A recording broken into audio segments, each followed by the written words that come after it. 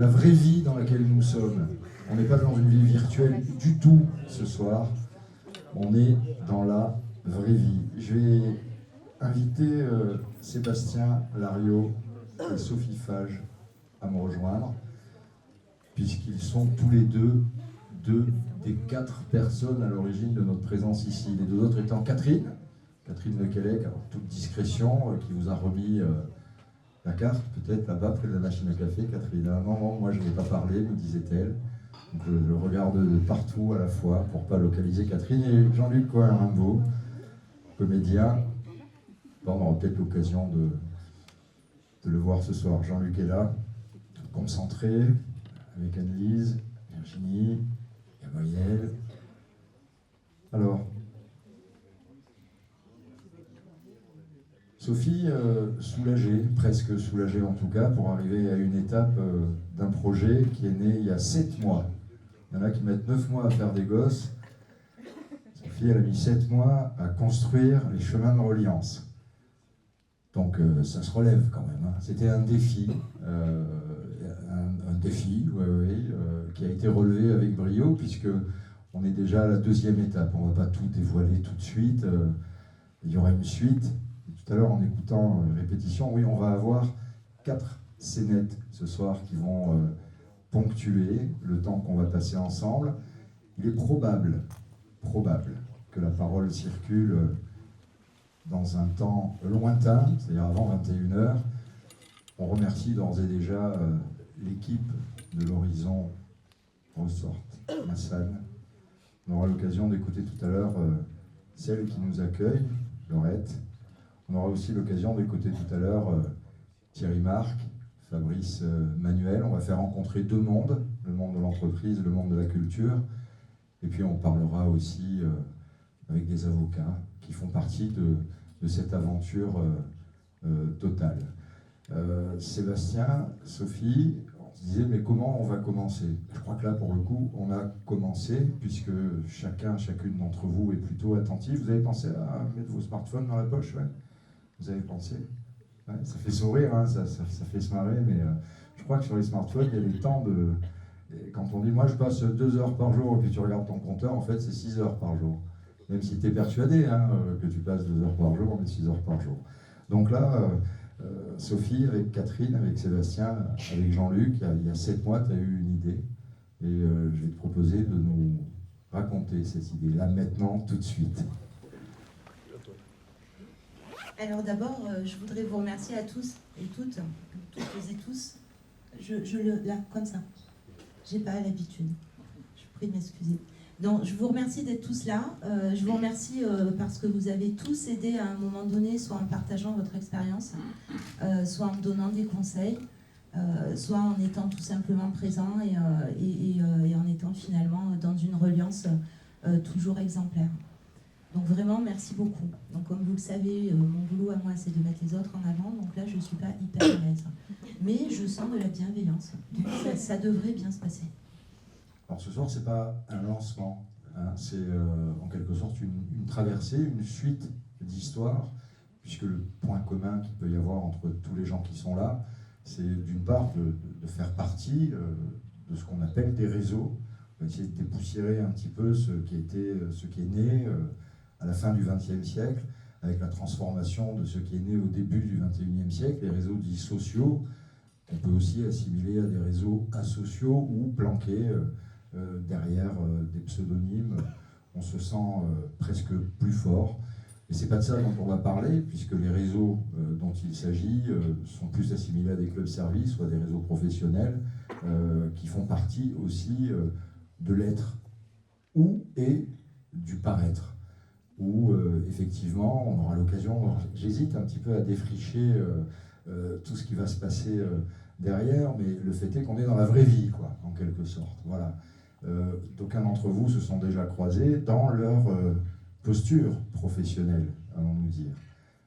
Ce soir, il y a des gens de différents milieux qui se ne seraient jamais croisés s'il n'y avait pas eu justement ce lien. Et le lien, je crois que si on doit le ramener à un lien humain, il est dans la personne que tu es, tout simplement Sophie, parce que si tu regardes, toi, tu as un lien direct avec peut-être l'exhaustivité des gens qui sont là, et dans des contextes complètement différents qui ont ponctué ta vie professionnelle, ta vie sociale et ta vie passionnelle. Donc j'ai vraiment l'impression que ce soir, on est non pas sur la fin de quelque chose, parce qu'on va dire ok, chemin de reliance, volume 1, présentation, chemin de reliance, volume 2, parlera d'un volume 3, on parlera aussi d'un observatoire des relations, de la reliance, des réseaux de la reliance. Alors c'est vrai que derrière l'acronyme ORR, on peut se poser des questions.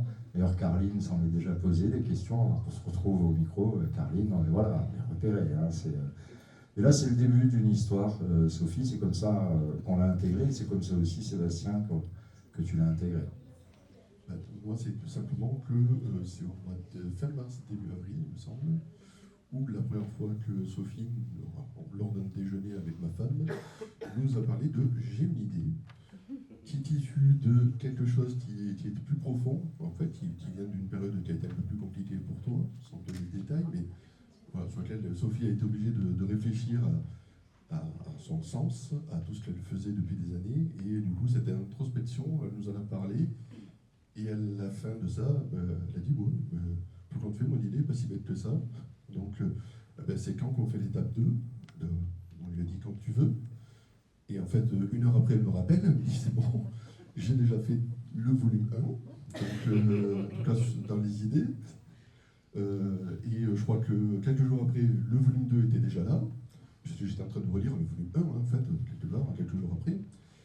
Voilà, donc c'est un petit peu le rythme, en effet, qui s'enchaîne, parce que pour toute personne qui gère des projets, et en l'occurrence c'est mon métier, parce que je gère des projets de communication globaux, un projet qui a démarré au mois d'avril pour être large, et qui aujourd'hui rassemble autant de personnes autour d'une personne et d'un projet et des projets, parce que tous vous connaissez une petite partie de ces projets-là, et c'est quand même assez fort. Enfin, en tout cas, moi, c'est la première fois que j'ai des choses qui soient lancées aussi vite, parce que là-dedans, il y a l'écriture des bouquins, mais ça, c'est l'ami qui s'en est occupé. Après, il y a eu Sylvie qui s'est occupée de la partie du graphisme. Voilà, bonjour. Alors, d'ailleurs, il y a des places devant. Hein. Venez vous installer, vous n'allez pas rester voir le spectacle au fond, hein. Vous êtes les bienvenus. Il y a François, il y a des places. Vous ne voulez pas vous faire remarquer? Oui, voilà, c'est ça. Vous avez bien fait. Raté. Et ça allait ensuite, bien sûr, tout ce qui est sur l'impression, jusqu'à la livraison, ça a été une épopée. Voilà. Donc, et puis, chacune des personnes qui a participé ou qui a œuvré là-dedans fait que cette idée, qui était a priori sympa, en fait devient un truc complètement génial. Et même si parfois ça prend une masse de choses à traiter, mais n'empêche que le sourire et la bonne humeur de Sophie fait que ça avance toujours. Et puis tous les gens qui tournent autour de Sophie, dont vous faites partie en fait, tous étaient dans cet esprit-là. Donc voilà, c'est pour ça que ça avance toujours bien et toujours correctement. Mais par contre, très important, tu as cité les 4 personnes, mais en fait il y en a vraiment une, c'est Sophie. Or, tant pis, hein, elle aime pas, elle a dit qu'elle n'aimait pas la lumière, mais aujourd'hui c'est quand même, si on est tous là aujourd'hui, c'est parce que Sophie, à un moment donné, a contacté l'un d'entre vous, pour la totalité d'entre vous en fait, je pense, et a parlé de son projet, a parlé de son idée, a parlé de son envie et de ce qu'elle voulait faire, et d'avoir votre avis déjà pour certains, et d'autres vous exposer ce qu'elle avait imaginé. Donc, voilà. Donc moi je remets Sophie quand même au premier plan. Il y a Sophie et 3 autres personnes qui l'accompagnent là-dessus. Donc merci Sophie. Bravo.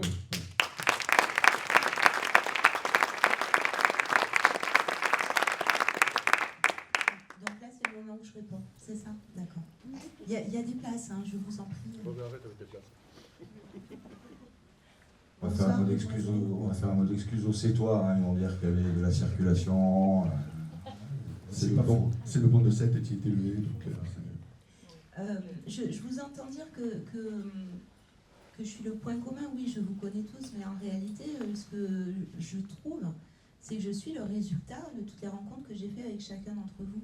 C'est plutôt dans ce sens-là, je vois plutôt tout ce que vous avez pu m'apporter à un moment donné tout ce que vous avez fait et que je suis devenue ce que je suis devenue aujourd'hui et que j'ai eu envie de remercier, de transmettre, de partager juste mon point de vue, de vous dire voilà, moi j'ai vécu des très bons moments, des choses exceptionnelles, des choses galères, mais comme tout le monde, mon parcours il n'a rien de formidable, mais ça peut être une base pour discuter, ça peut être une base pour voir qu'est-ce que c'est qui fait que moi ça a marché, qu'est-ce qui m'a fait tenir, qu'est-ce qui m'a fait rebondir quand il fallait, etc.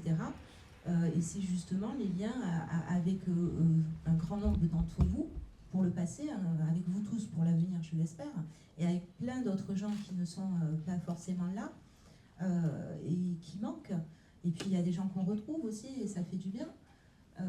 Et en fait c'est ça, cette idée ça a été de regarder derrière à un moment comme tu le dis, mais je crois que c'est un secret de Polichinelle où j'étais pas très en forme, où j'avais besoin de retrouver un peu confiance en moi. Et j'ai regardé derrière et j'ai vu plein de choses. Et puis je me suis dit, bah allez, ça va faire du bien d'écrire. Vous savez, il y a plein là sur les murs Facebook.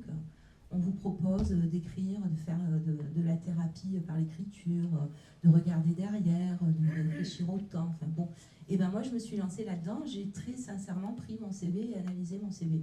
Je ne suis pas une pro du recrutement, Florian, on aurait pu le faire ensemble. Mais je l'ai fait et puis je me suis dit, ben en fait, je vais partager ça et je suis sûre que tous les gens, mais je mets tous les gens, ils ont des choses à raconter, ils ont vécu des choses comme ça. Et en me livrant, ben, je vais proposer aux autres de se livrer aussi. Et de là est née l'idée du volume 1. Et puis, en réfléchissant, je me suis dit, ben, en fait, si je devais me définir, c'est difficile de se définir. Donc je ne suis pas arrivée à me définir. Mais j'ai trouvé que le mot reliance était intéressant par rapport à là où je voulais aller. Et je me suis aperçue qu'en fait, pour la majorité des gens que j'ai interviewés, personne ne savait ce que c'était. Combien de fois, au début de l'interview, on a ouvert Google et on lui a dit ça veut dire quoi reliance. Et puis on a trouvé des dizaines de définitions différentes. Et puis voilà, donc là aujourd'hui on va parler du volume 1, ou pas. Vous allez voir des choses que j'ai peut-être pas pu vouloir vraiment écrire dans les livres que finalement j'ai transformées en pièces de théâtre qui s'appelle La Reliance en 25 éclats. J'ai trouvé 4 formidables acteurs qui ont pris le pari d'essayer de jouer ces 4 personnages complètement loufoques. Vous allez voir 4 scénettes de la pièce de théâtre ce soir, en fonction de, comment on dit, l'audimat du rire, on verra si on essaye de produire la pièce en entier ou pas. Donc faites-en un peu trop, s'il vous plaît. Ouais, c'est juste un des projets que voilà, vous allez découvrir au fur et à mesure ce soir. Hein. C'est juste celui-là. Voilà, donc c'est Les Chemins de Reliance, c'est le volume 1. Le deuxième, dans lequel il y a vraiment beaucoup d'entre vous qui m'ont confié des choses avec une sincérité et une authenticité qui m'ont vraiment touchée, s'appelle Les Intelligences du lien. Là, je me suis dit, je vais essayer de savoir si d'autres personnes ont identifié la reliance, comment ils la vivent, comment ils la partagent, est-ce qu'ils l'utilisent ou est-ce qu'ils la pratiquent, ce genre de choses. Bon, le volume 3, on en parlera tout à l'heure après un verre ou deux parce qu'il n'est pas commencé encore. Mais il s'appellera La puissance des communautés parce que je sais très bien ce que je veux dire. Et voilà, qu'est-ce que je peux dire de plus ? On peut dire plein de choses. Je crois que vous êtes à peu près tous d'accord avec ce qui vient d'être dit. Chacun d'entre vous a sa façon de relier, parfois. D'ailleurs, je te coupe 2 secondes. Moi, si quelqu'un a le numéro 21, voilà, ça m'évitera de chercher un peu tout le monde. D'accord. Alors, est-ce que tout le monde a pris sa carte en arrivant ? Tout le monde a pensé à s'arrêter à prendre sa carte. Alors, tant qu'on y est, quelqu'un le numéro 3 ? Oui, alors c'est pas du jeu Numéro ça. 3. Triche là-haut. On a qu'à tous se Numéro faire. 3. Vous avez la confidentialité. Vous aussi. Et le mot, c'est Quelqu'un veut le micro pour chercher les numéros. C'est pas les mêmes mots. Non, Ce sont des paires. Ça commence par un C, mais c'est pas confidentialité. On fera la paire. Je vous ai vu tout à l'heure avec vos smartphones. Hein. Déjà, je vous avais repéré là. Au moment où je dis éteignez vos smartphones, ne les sortez pas. Vous l'avez sorti, vous. Oui. Donc, c'était Je vraiment- continue même, je prends des notes. Voilà. Alors, vous avez des crayons à disposition aussi. Vous savez, des crayons sur lesquels il y a même marqué horizon, ressorte Massane. Vous allez reconnaître ce soir, sans doute, à travers les scénettes, des situations que vous avez tous vécues, que vous soyez recruteur, que vous soyez politique, que vous soyez dans un contexte économique, associatif, sportif. Parce que je crois qu'aussi la force de cette salle. Elle s'appelle Zéphyr, je crois, cette salle. Hein. C'est bien ça. Zénith. Zénith. Zénith. Voilà, c'est l'espace Zénith. C'est quand même plus sympa que le grand truc avec des concerts, on a des lieux de concert plus sympathiques. Je vois Fabrice Manuel, je pense au Théâtre de la Mer, entre autres, hein, ou à Junas, où il y a de la bonne musique aussi. Mais on commence un petit peu à vous dévoiler une partie du programme de ce qui va être réalisé ce soir. On a bien compris que souvent, quand on se retrouve dans ce qu'on appelle, chacun d'entre nous, hein, des réseaux, on va être avec des reconnaissances mutuelles qui sont des reconnaissances de façade, bien souvent. La reliance, on va être à l'opposé. Qui a participé au chemin de reliance? Vous pouvez lever la main. Il ne faut pas qu'il y ait d'amputé de bras. Si. Non, voilà, on est quand même un bon nombre à s'être délivré, en quelque sorte, à s'être livré à Sophie. Et s'il devait y avoir un point commun, c'était aussi un mot qu'on n'a pas encore prononcé, c'est le mot passion. Le mot passion, le mot envie, dont certains peuvent dire que ça peut être un péché, l'envie, mais un péché mignon aussi, quand l'envie est de faire du bien aux gens, ou de se dire, bah tiens, si je le mettais en relation, si je la mettais en relation avec lui, avec elle, ça pourrait faire avancer leur schmilblick, dans tous les cas. C'est quelque chose qui est d'actualité dans chacune d'entre nous, dans cette salle. Zénith, ce soir, je ne sais pas pourquoi, j'ai Zéphyr qui est rentré, on va essayer. C'est le spa qui s'appelle Zéphyr, c'est pour ça. C'est le spa, oui. J'ai croisé une certaine Mireille Malo qui me disait, franchement, je me suis régalé au spa. La semaine dernière, j'ai croisé une certaine Aurore aussi qui m'a dit, je me suis régalé au spa, donc on va y aller. Hein, oui, parce que c'est vrai qu'il n'y a pas qu'un golf ici, hein, il n'y a pas que des jolies salles avec des équipes au top pour nous accueillir. C'est pour ça, c'est le spa. Et Azalée, c'est le nom du restaurant. C'est ça, donc j'essaye de réviser aussi et rendre non pas hommage, mais saluer l'excellence du lieu qui nous accueille à Bayard. Sophie, donc pas d'écran, pas de PowerPoint. C'est volontaire ça, par contre, puisque le PowerPoint que vous connaissez tous dans vos réunions et autres, voilà, on a voulu éviter. On n'a même pas commencé à travailler le moindre truc. Les seuls travaux de fil, pour tout vous dire, moi le fil, c'est Jérôme tout à l'heure d'ailleurs, qui m'a demandé c'est quoi le fil conducteur. Je connais que les très grosses lignes. Volontairement, il y a plein de parties que je me suis refusé d'avoir. Pourtant, Sophie a essayé de me les pousser. Parce que je recevais des emails, mais je suis obligé de les supprimer direct en fait. Donc voilà, parce que vous voulez, je suis au courant, mais non. Parce que je voulais avoir la même fraîcheur que ce que vous allez avoir sur certaines parties de l'événement. Parce que moi aussi, j'aime bien les surprises, et du coup, je voulais me garder ces surprises-là, quoi. Alors, donc, mais ouais, on va là-dessus, quoi, en tout cas. On va commencer par se faire surprendre tout de suite, non? Qu'est-ce que tu en penses, Sophie? Parce qu'en fait, tu m'as taxé de maître de cérémonie, je suis maître de rien, moi je suis apprenti Monsieur de tout. Royal, c'était Oui, voilà. Mais bon, je ne sais pas si Jean-Luc, Anne-Lise, Vous êtes prêts? Virginie... Non, vous n'êtes pas pour vous. Non. On compte sur vous. Non. Ouais, Bah, c'est ça. parfait. De toute façon, tu n'as pas lu les livres. Hein. Bah voilà, donc. Non, puis tu n'étais pas là au début, non plus. Non plus. Voilà. Jean-Luc qui a su mêler dans sa vie professionnelle le théâtre et la formation. Et je crois que là encore, tout ça a du lien, puisque Florian mentionne, n'est pas tout à fait étranger à tout ça. Je crois qu'il est d'ailleurs là. Et on se rendra compte que chacune est important dans la vie de chacun et chacune à des moments clés qui ont tracé des chemins de vie. Et c'est pour ça qu'on va se régaler d'écouter ce que vous allez nous apporter sur un plateau. Si vous avez l'impression d'avoir déjà vécu ou d'avoir déjà assisté à des scènes que vous allez voir ce soir, c'est tout à fait normal. Hein. C'est inspiré, justement. On y va? Allez. C'est Et nous, on va aller s'asseoir. Ah, oui, ouais, c'est ça.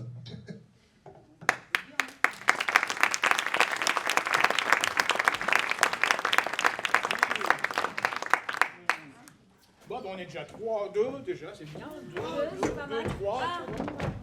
Toujours à la bourre. 4. Alors on est 3. C'est bien, 3. Non, tu veux dire qu'on est exactement 3, comme à chaque fois qu'un mouvement débute. Non, mais c'est mathématique. 3, c'est le chiffre de l'élan illusoire. Mais 3, c'est aussi un triangle. La première forme stable. Le feu, l'eau, la terre, Nous, quoi. Nous, quoi. Avec le vent, ça marche aussi et ça fait 4. Hein. Non, mais s'il te plaît, non, mais pas la symbolique.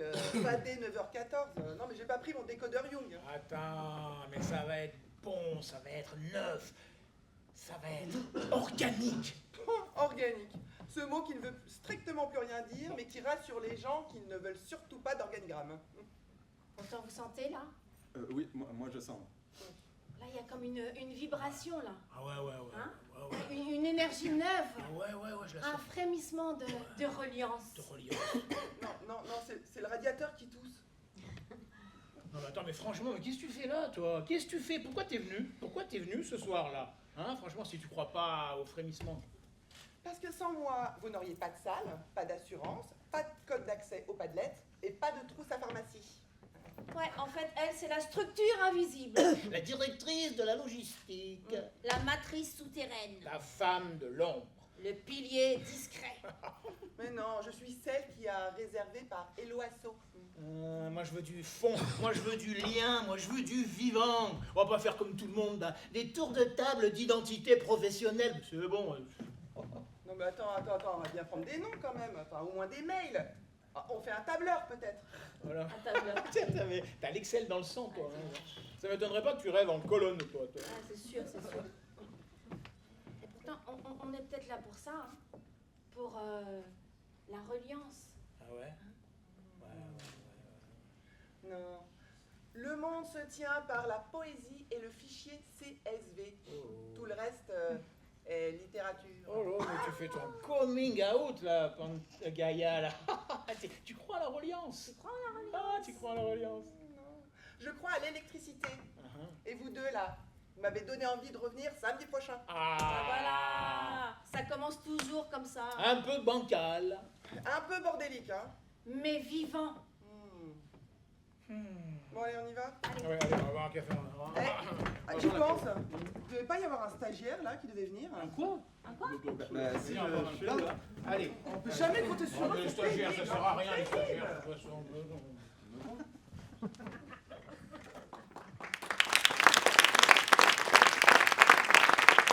Alors, ce que vous venez de voir représente, on a vu des sourires, hein, ça sent le vécu, hein, représente l'aventure collective nourrie par la diversité des voix. Le premier volume dont on parlait, il compte plus d'une quinzaine de contributeurs, chacun qui a apporté sa pierre, son histoire, sa sensibilité, mais parmi eux, il y en a deux qui résonnent depuis longtemps dans le parcours de Sophie, et je vais leur proposer de nous rejoindre. Il s'agit de Carline et de Bernard, qui font partie des repères de vie. Sophie, ils ont traversé avec elle des étapes, des projets, des virages professionnels, de par leur fonction d'avocat, mais aussi des projets plus personnels. Naturellement, ils ont accepté d'écrire la préface du volume 1, et c'est ainsi, Carline, Bernard, que je vais vous proposer de nous rejoindre.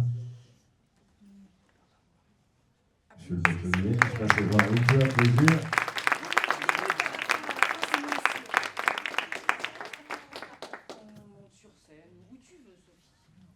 Allez, on va vous laisser monter sur scène. Vous pouvez rester debout ou vous asseoir. Vous n'êtes pas en plaidoirie là, hein, mais je sais que les avocats ils aiment bien rester debout. On va vous proposer de vous asseoir quand même. Bon, on va faire assis debout. Je vais vous poser une question. Pourquoi avoir accepté d'écrire la préface de ce volume 1 ? Parce qu'on aime Sophie, puis sinon on n'a pas eu le choix de toute façon. Alors, non, c'était une question sérieuse ? Alors, ok, non, mais je vais répondre sérieusement, alors je m'assois. Pourquoi est-ce qu'on a accepté de faire cette préface ? Eh bien, d'abord, c'était un honneur pour nous. Moi, c'est la première fois que je préface quelque chose. Et on a été assez mal, d'ailleurs, de faire cette préface, parce qu'on s'est dit, bon, bah déjà, il va falloir le lire. C'est un sujet qu'on ne connaît pas. Et ensuite, on s'est plongé dans cette lecture et on a essayé de peser nos mots pour en fait essayer de bien faire la promo de Sophie parce qu'elle le mérite. Et vraiment, on a été embarrassés et très très honorés. Voilà, donc j'espère que la préface lui plaît. Enfin, je sais pas, parce qu'elle nous a pas demandé de rempiler pour le tome 2, donc je pense qu'on a dû faire des fautes de frappe. Voilà. J'ai répondu ? Tu veux répondre, Bernard ? Non, je suis d'accord. Le mot réseau versus le mot reliance, ça évoque quoi pour vous? Alors, ça faisait partie du discours que j'ai pas écrit. Donc, bon, on va y aller direct, hein, puis comme ça, on va inverser les choses, Bernard.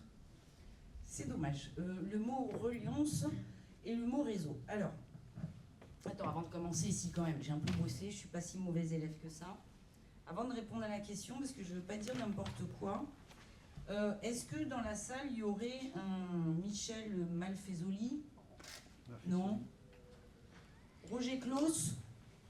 Non. Maurice Lambillotte? Non plus. Edgar Morin non plus. Bon, allez, je peux me lâcher. Ouf, ils sont pas là. Oui, parce que merci pour la question. Et là, merci Sophie. Non, je te dis pas merci Sophie. Elle est où? Elle est partie, elle est là. Je ne te dis pas merci Sophie. Parce que moi, la reliance, je suis comme tout le monde. Qu'est-ce que c'est? Donc, j'essaye de me renseigner. Et alors là, je suis tombée sur des lectures, des centaines de pages, inutile de vous dire que j'ai fait les résumés de ChatGPT, pour savoir ce que c'était vraiment que la reliance. Parce que c'était pas tout à fait ce que j'ai trouvé dans le bouquin de Sophie. Alors, la reliance, c'est pas seulement de la philosophie. La reliance, c'est pas seulement de la sociologie. La reliance, c'est pas seulement un concept économique. Et j'en oublie parce que je fais comme ça. C'est pas tout ça, mais en même temps, c'est tout ça. Ah oui, et c'est pas du psychologique non plus. Donc, si je vous ai cité les 3 personnes, c'est que je me suis renseignée sur ce que c'était que la reliance. Et les 4 sociologues que j'ai cités, et notamment Edgar Morin, on en fait des tonnes et des tonnes. J'étais passée à côté de ma vie avant de le savoir. J'ai essayé de le lire, j'ai vraiment pas tout compris. En revanche, alors si j'ai compris quelques trucs qui sont super intéressants, c'est que la reliance, donc c'est pas tout ce que j'ai dit que c'était pas. Ça part d'un postulat qui est super intéressant, puisqu'on est en pleine sociologie. Ça parle du postulat inverse du concept sur lequel on a vécu très longtemps, et on vit encore en politique très longtemps, sur ce concept de Machiavel, ou du roi, je ne sais plus lequel, divisé pour mieux régner. La reliance, c'est tout l'inverse. On s'est aperçu que les gens, plus ils étaient reliés par des réseaux, plus ils étaient dans des réseaux, dans des groupes, dans des clubs. Les clubs, c'est très à la mode. Plus ils étaient seuls, en fait. Albert Camus a appelé ça je ne me rappelle plus de ce qu'Albert Camus a dit, alors que je l'adore. L'étranger? Non, oui, c'est pas l'étranger, justement. Il a parlé de la fourmilière, voilà, c'est ça, de la fourmilière des hommes seuls. Et le concept de reliance, c'est tout l'inverse. C'est sortir de l'isolement dans lequel notre société moderne nous enferme si on est H24 sur notre téléphone, si on veut faire du réseau. Pour faire du réseau, d'ailleurs, j'ai oublié mes cartes de visite. Je m'appelle Carmine Gabory, avocat, je fais du droit des affaires, donc surtout n'hésitez pas à me contacter, c'est bien comme ça qu'on fait du réseau. Ça, c'est le mauvais réseau. Tu risques de passer au Conseil de l'ordre pour une publicité interdite. Absolument, mais j'ai pas donné mon adresse mail, donc ça va. Et Sophie m'a appris, en lisant son livre, avec des mots beaucoup plus simples et beaucoup plus sincères, qu'il y avait le réseau. Alors c'est comme la blague du chasseur, le bon chasseur et le mauvais chasseur. Je ne sais pas si vous la connaissez, on en parlera au bar. Enfin surtout, vous demanderez à Bernard pour celle-là. Il y a le bon réseauteur et il y a le mauvais réseauteur. Et jusqu'à présent, j'étais passée complètement au-dessus de tout ça et j'avais ce regard extrêmement méprisant de ma hauteur d'avocat, Carmine Gabory, de rue des Greffes à Nîmes, 22 ans de bar, droit des affaires, spécialité, venez me voir. Beaucoup de mépris. Et en fait, elle m'a fait changer complètement d'avis, Sophie. Et ça, c'est important. Parce que elle m'a... Enfin, c'est ce que j'ai lu. On vit dans des réseaux. On n'en a pas conscience de les vivre. Et pourtant, ils sont là partout. Et elle a eu cette intelligence dans son tome 1.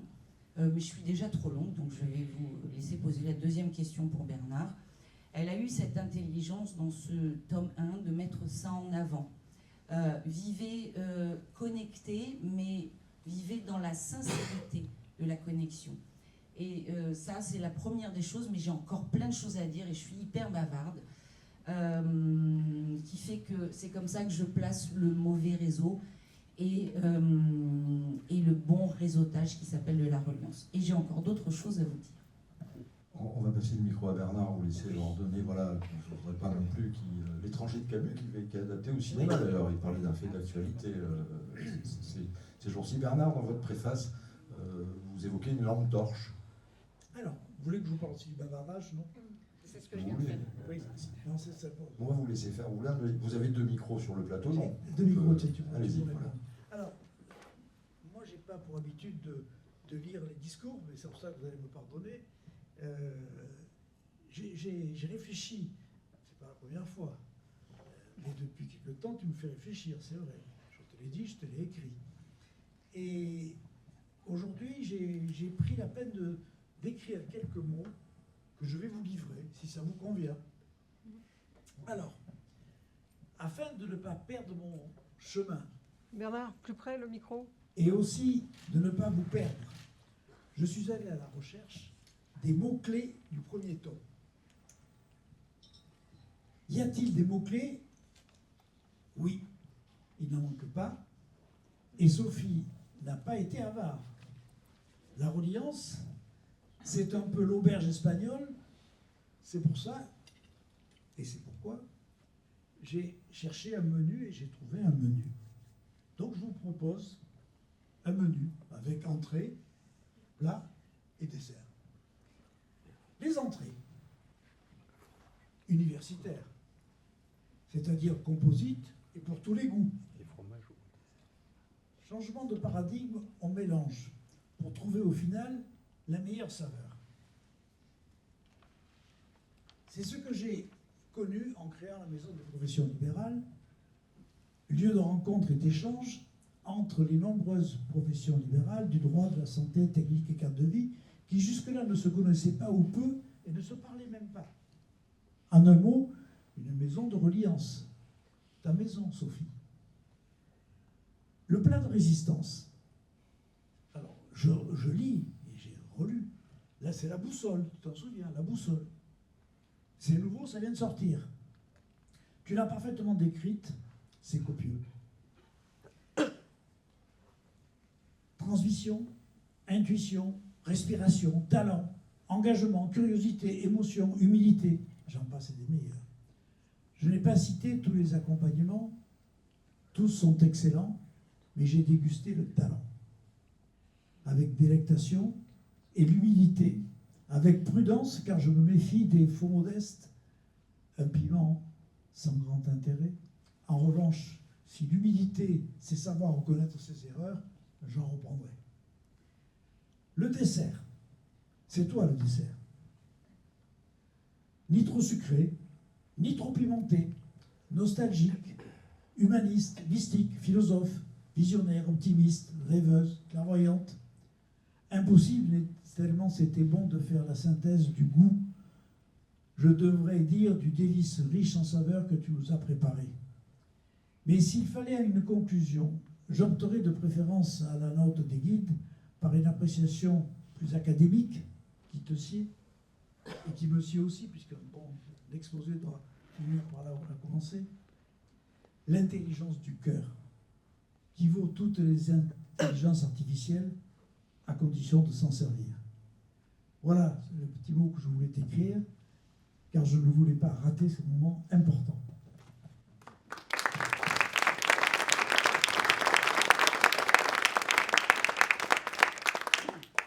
Alors Sophie, il faut quand même que je te dise que je crois que Bernard t'aime. Ça marche? Je préfère celui-là. Ouais, Sophie, je crois vraiment que Bernard t'aime parce que c'est pas du faillotage ce qu'il a fait. Même pour notre mariage, il n'a pas été foutu de m'écrire un discours. Et là, il a le culot de te proposer un menu, alors que pour moi, tous les jours, c'est plat unique, salade. Donc, je pourrais lui en vouloir de te faire cette belle déclaration, mais en fait, on est en réseau connecté H24 tous les deux, vous l'aurez compris dans la salle, et moi, je pense il écrit. Et s'il t'a fait cette belle déclaration d'amour, je ne la compléterai que par une petite phrase. Quelqu'un a dit, alors je ne sais même plus qui, parce qu'avec mes citations, je ne vais pas lire dans mon... mais tout le monde la connaît, celle-là, tout est phénomène de croyance. Moi, je crois qu'avec Sophie, tout est phénomène de reliance. Et donc, pour ça, je te suis, nous te suivons. On a déjà été témoins dans ton parcours de tes idées qui ont toujours marché. Je pourrais vous raconter plein d'anecdotes, mais je crois que ton idée de reliance, elle vaut bien mieux que tout ce que j'ai lu parmi les philosophes et les sociologues que j'ai consultés, parce que tu as la reliance du vrai. Donc, continue comme ça et merci de nous intégrer à chaque fois dans l'aventure que tu nous fais vivre.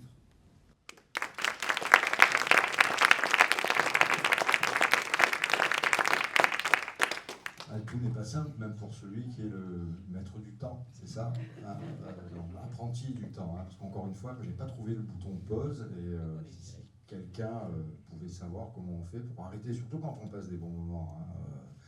Mais non, parce que j'avais aussi envie de la part de... Vous avez d'autres questions? J'en aurais plein, mais de la part d'avocats qui sont, au-delà de ce que vous évoquez, Bernard, vous êtes très réseau, les avocats internes, ça réseaute beaucoup, c'est une profession qui réseaute énormément, la profession d'avocat, et vous avez quand même donné de votre temps, parce que la reliance et le temps, c'est pas non plus très éloigné, parce que quand on relit, on donne du temps, on donne de son temps. Et les gens qu'on relie ne pensent pas toujours au temps qu'on est en train de passer quand on est en train justement de faire cette démarche. J'aimerais quand même bien avoir la suite de l'histoire avec le bon chasseur et le mauvais chasseur. Non, c'est une histoire un peu ridicule. Ce sont des gens qui discutent, ils disent quelle différence il y a entre un bon chasseur et un mauvais chasseur. C'est simple, le bon chasseur, il voit un gibier, il prend son fusil, il épaule, il tire. Il rate le gibier. C'est un mauvais chasseur. Et le bon chasseur, c'est quoi? Il prend son fusil, il vise le gibier, il tire et il le rate. Oui, mais c'est un bon chasseur. Tout ça pour dire que ce qui compte, c'est la communication, c'est la réputation. C'est pas étranger au problème de reliance, à savoir que lorsqu'on veut faire passer des messages, il y a des façons de les faire passer sans pour autant être totalement, comment dire, dans la vérité. Et c'est ça qui est le plus difficile. C'est quand je lis le livre de Sophie, je me pose toujours les mêmes questions. Est-ce que les gens sont sincères? Est-ce que c'est vrai? D'où cette notion de faux modeste qui m'a toujours hanté. J'ai horreur des gens qui jouent les faux modestes. Et j'aime bien savoir où est la vérité. Donc il y a une certaine méfiance. Et la question c'est, au fond, est-ce que la méfiance est compatible avec la reliance? C'est important ça comme question. Je n'ai pas la réponse. En revanche, ce que je peux dire, ce que j'ai vécu et que je ne regrette absolument pas, c'est avoir fait un peu comme M. Jourdain de la prose sans le savoir, c'est-à-dire avoir fait de la reliance avec les professions libérales. Il y a un vrai représentant des professions libérales, il y en a plusieurs. S'ils ne sont pas d'accord avec moi, qu'ils me le disent, mais ce que nous avons fait à partir de 1989, c'est vieux, hein, c'était de la reliance, c'est-à-dire qu'on a mis dans un local ou dans un immeuble unique, unité de lieu. Vous vous souvenez des grands principes de la comédie, unité de lieu, de temps et d'action. Unité de lieu, et là, dans cette unité de lieu, des gens ont commencé par se rencontrer sans se connaître. Parce qu'il ne faut pas s'imaginer que les avocats connaissent les médecins, que les médecins connaissent tous les dentistes, que les architectes connaissent les infirmiers, etc., etc.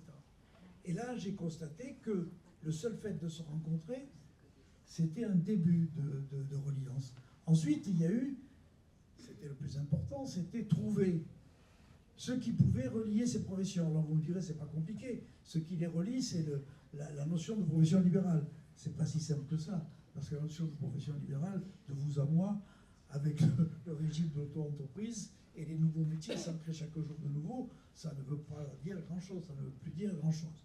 Mais il n'en demeure pas moins que le lien qui a été créé ensuite a été dans le cadre de la gestion des événementiels auxquels Sophie a participé. C'est pour ça d'ailleurs qu'elle a pensé à moi, sinon elle n'aurait pas pensé à moi. Je ne suis pas un spécialiste de la reliance, c'est-à-dire qu'en fait, et je termine, parce que je suis trop long, parce que je disais au début, j'ai fait de la reliance sans le savoir, comme M. Jourdain faisait de la prose sans le savoir. Ben voilà, applaudissements, allez-y, ça se fait aussi.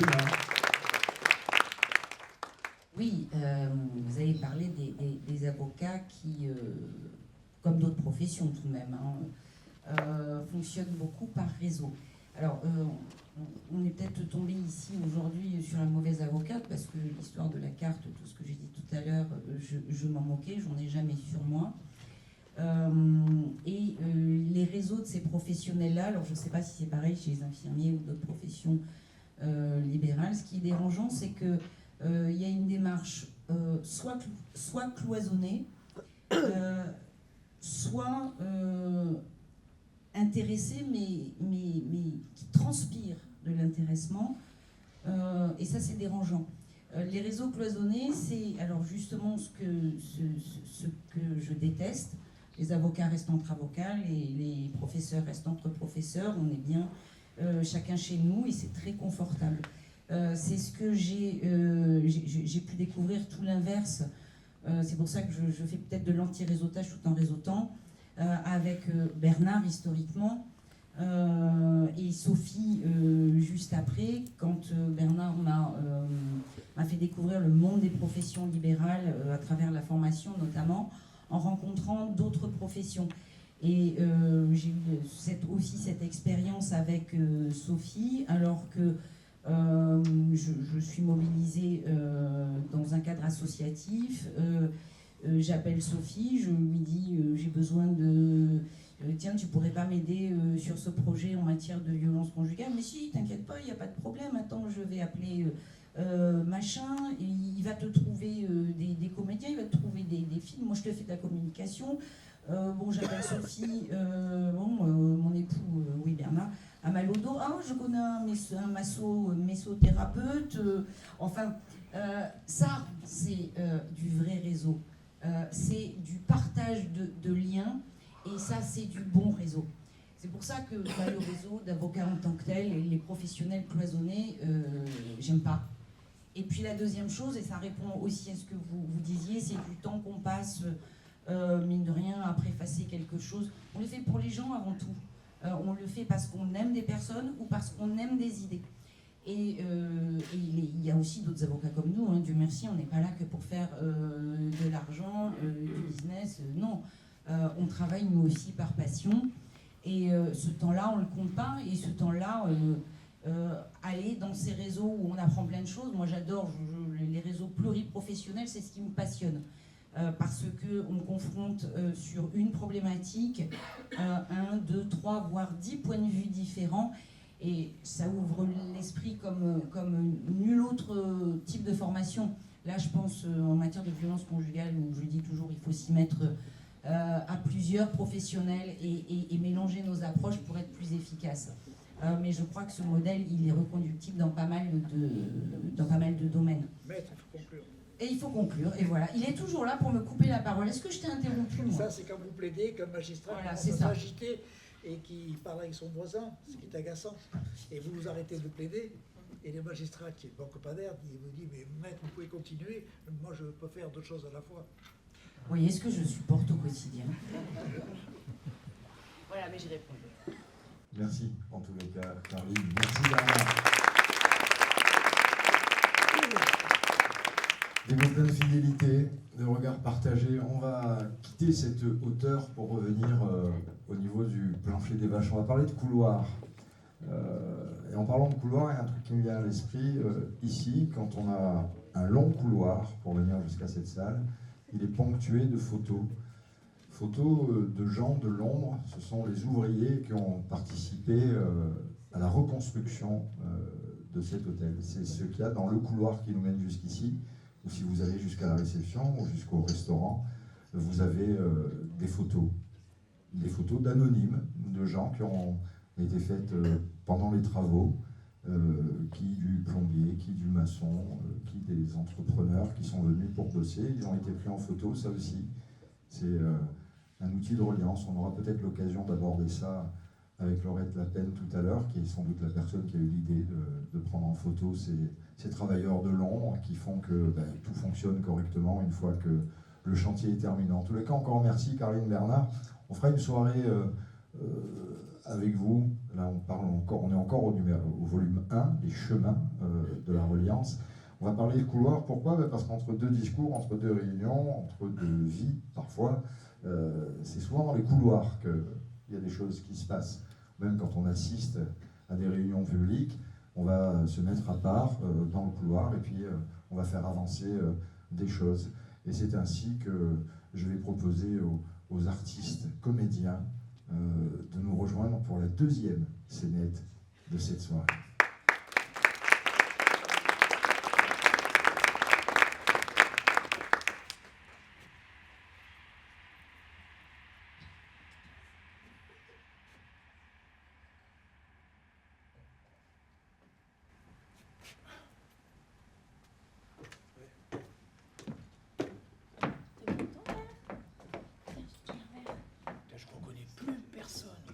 Harley Davidson. Non mais attends, tout le monde se parle là, tout le monde sourit, et personne s'écoute. C'est sûr. Personne s'écoute. Non. Classique, c'est le bal des sigles. Tu rentres avec un badge, tu ressors avec un flyer, une carte de visite et une question existentielle. Bah alors moi j'ai perdu mon badge et ma dignité dans la file d'attente du buffet. Hein. Ah, sérieux? Et moi, lui là-bas, tu sais, là, qui a les lunettes, les cheveux blancs, là. Ouais. Et 3 fois, je l'ai vu 3, 4 fois. Et à chaque fois, il arrive, ah, salut, enchanté, moi c'est Lilian. Tu l'as vu 3 fois? 3 fois, pourtant, à chaque fois, on discute, on parle, et à chaque fois, ouais, oh, enchanté, mais c'est Lilian. Mais franchement, j'ai l'air transparent?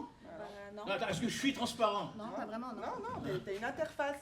Tout le monde te croise, personne ne te capte. Mais c'est beau quand tu parles, toi. C'est beau. T'as le mot juste. Non, franchement, là, on est dans un couloir.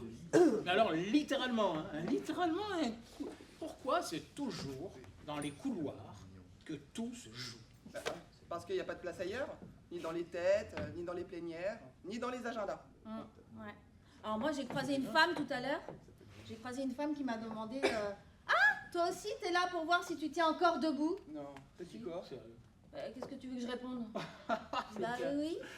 Et moi, tout à l'heure, là, à l'entrée, j'étais dehors, là, je fume une clope. Un mec, juste parce qu'il n'osait pas rentrer, il faisait semblant de téléphoner, le mec. Ah bon? Non, ça déconne, il faisait semblant de téléphoner, j'ai vu. Et pendant 11 minutes. 11 minutes? 11 minutes, quoi! Le temps d'un coït. Ah oui, c'est bon. Sérieux? 11 minutes! Ah bah tiens, il y en a un qui ça parle. Tu l'as jalousé. Hein? Tu l'as jalousé, mais grave. Tu l'as jalousé. Oui, bah, t'as qu'à faire pareil. Alors, regarde, moi par exemple, j'ai programmé un faux appel toutes les 25 minutes. Ah ouais? Juste au cas où. Ouais, c'est bien. On devient cinglé. C'est quoi ton numéro, en fait? On ne devient pas cinglé. On devient perméable. Ah ouais. On devient perméable, c'est pas grave. Ouais. Moi, c'est 20. Et toi, c'est quoi? C'est quoi ton numéro, toi? 12. Moi, je sais pas. J'ai pas mes lunettes. T'as pas tes lunettes. Ouais, c'est quoi? 11. Oui, perméable. On devient perméable. Bah ouais, c'est normal quand on plonge dans le bain. Hein, on flotte, on tangue et on cherche le fond. Et souvent le fond est sponsorisé par une collectivité territoriale. Hein. Ça, Alors, petite pause humour.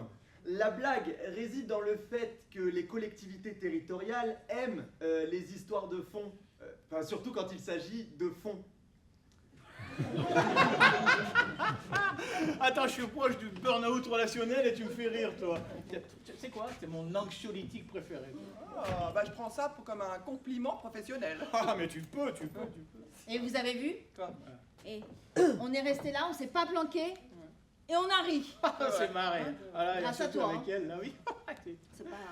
Bon, allez, moi je vais aller aux toilettes parce que franchement, avant qu'il y en ait un qui vienne et me pitcher là sur son réseau inclusif et innovant, là. Hein. Mais non, reste avec nous, t'inquiète pas. On est dans le beau couloir. Celui où il ne se passe rien. Rien, oui. Et c'est très bien comme ça. Je vais quand même y aller. On se rejoint après au bar, hein, parce que le vin est bon, mais il est rare ici. Hein. Allez. Nous, on est bien là. Non, on reste là. Oh.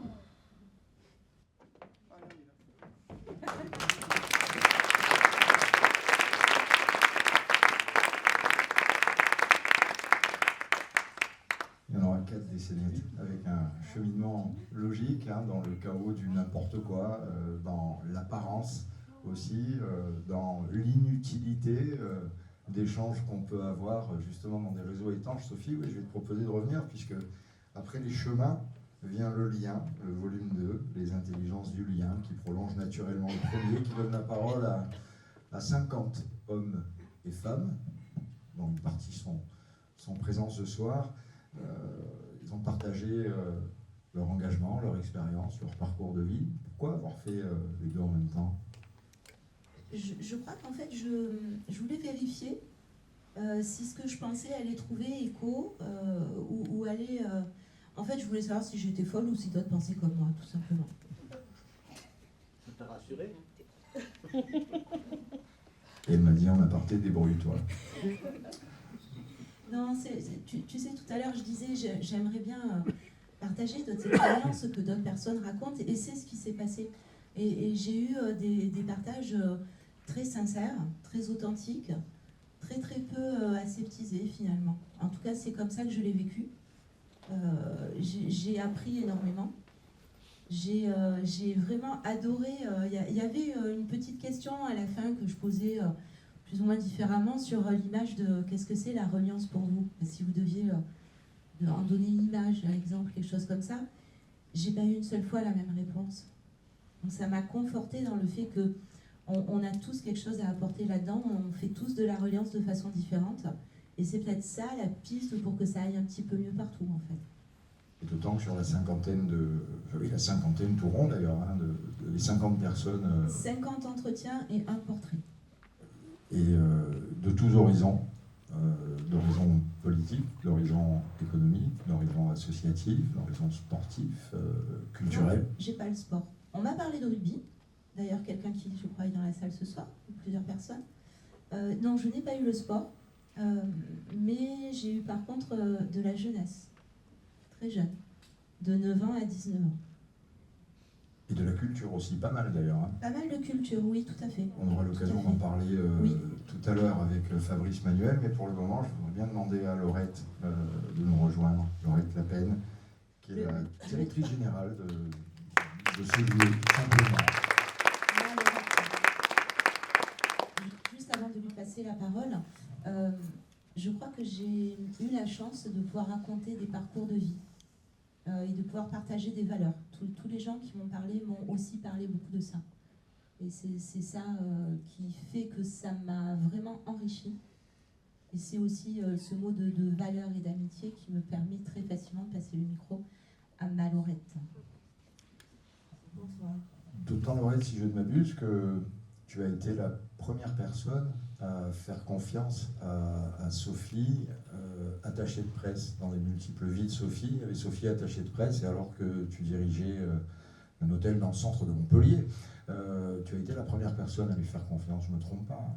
On est au cœur de la reliance. Hein. Moi, je revenais m'installer à Montpellier après ma première expérience à Nantes. Tu te souviens de qui nous a mis en contact? On le cite ou pas? Mon papa travaillait dans la logistique. Il m'a envoyé voir un commercial d'une imprimerie. Il m'a dit, va le voir, il connaît tout le monde. Parce que mon papa n'a jamais compris ce que c'était que les relations presse. Je suis allée voir Thierry Kézergue. Thierry Kézergue, il m'a dit, viens, je te présente Laurette. Et Laurette, à ce moment-là, tu avais lancé le Cercle, qui était un réseau où tu voulais que des gens puissent se sentir bien dans ton ancien hôtel en centre-ville. Et tu m'as dit, il faudrait que je communique, etc. Et je dis, moi j'arrive, je connais Thierry et c'est tout.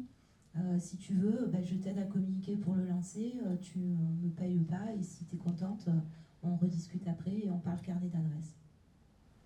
Et nous sommes allés jusqu'au Maroc. Et nous sommes ici ce soir. Oui, ce fut une belle expérience. Bonsoir, bienvenue à Horizon. Oui, enfin, moi la reliance me parle parce que pour moi c'est extrêmement naturel. J'ai toujours aimé mettre les gens en relation quand je sentais que j'avais des valeurs communes. Pour moi c'est extrêmement important. Voilà. Et donc, dans le métier que je fais, forcément, je rencontre énormément de personnes. Et j'ai toujours fait comme ça, naturellement. C'est-à-dire que dès que je sentais que la personne en face de moi pouvait être un partenaire, la reliance, pour moi, c'est du partenariat. Je parle aussi de symétrie des attentions. C'est-à-dire que dès que je sens que je partage des valeurs et que du coup, chacun peut gagner à se préconiser ou à travailler ensemble, puisque c'est l'objet, mais pas que, bien je le fais naturellement. Voilà. Donc forcément, quand Sophie m'a parlé du projet, j'ai trouvé ça naturel de partir avec elle et de lui dire j'aimerais bien que ce soit ici parce que j'ai jamais exploité un hôtel en me disant que je voulais juste héberger, restaurer. J'ai aussi toujours voulu que ces lieux soient des lieux de rencontre, des lieux où on échange, des lieux où on apprend, des lieux où on donne, où on reçoit, parce que forcément quand on donne, on reçoit. Voilà. Et donc, merci Sophie, parce que Sophie, on se connaît donc depuis 2004, donc c'est pas rien. Et la relation que j'ai avec Sophie, elle est aussi extrêmement belle et naturelle. Il peut se passer quelques mois sans qu'on se parle, parce que on a chacune ses chemins. Et puis, dès qu'on se reparle, c'est comme si on ne s'était jamais quitté. Et ça, c'est très très beau. Et puis, c'est simple, c'est concret. Et voilà, donc voilà ce que j'ai à dire de la reliance.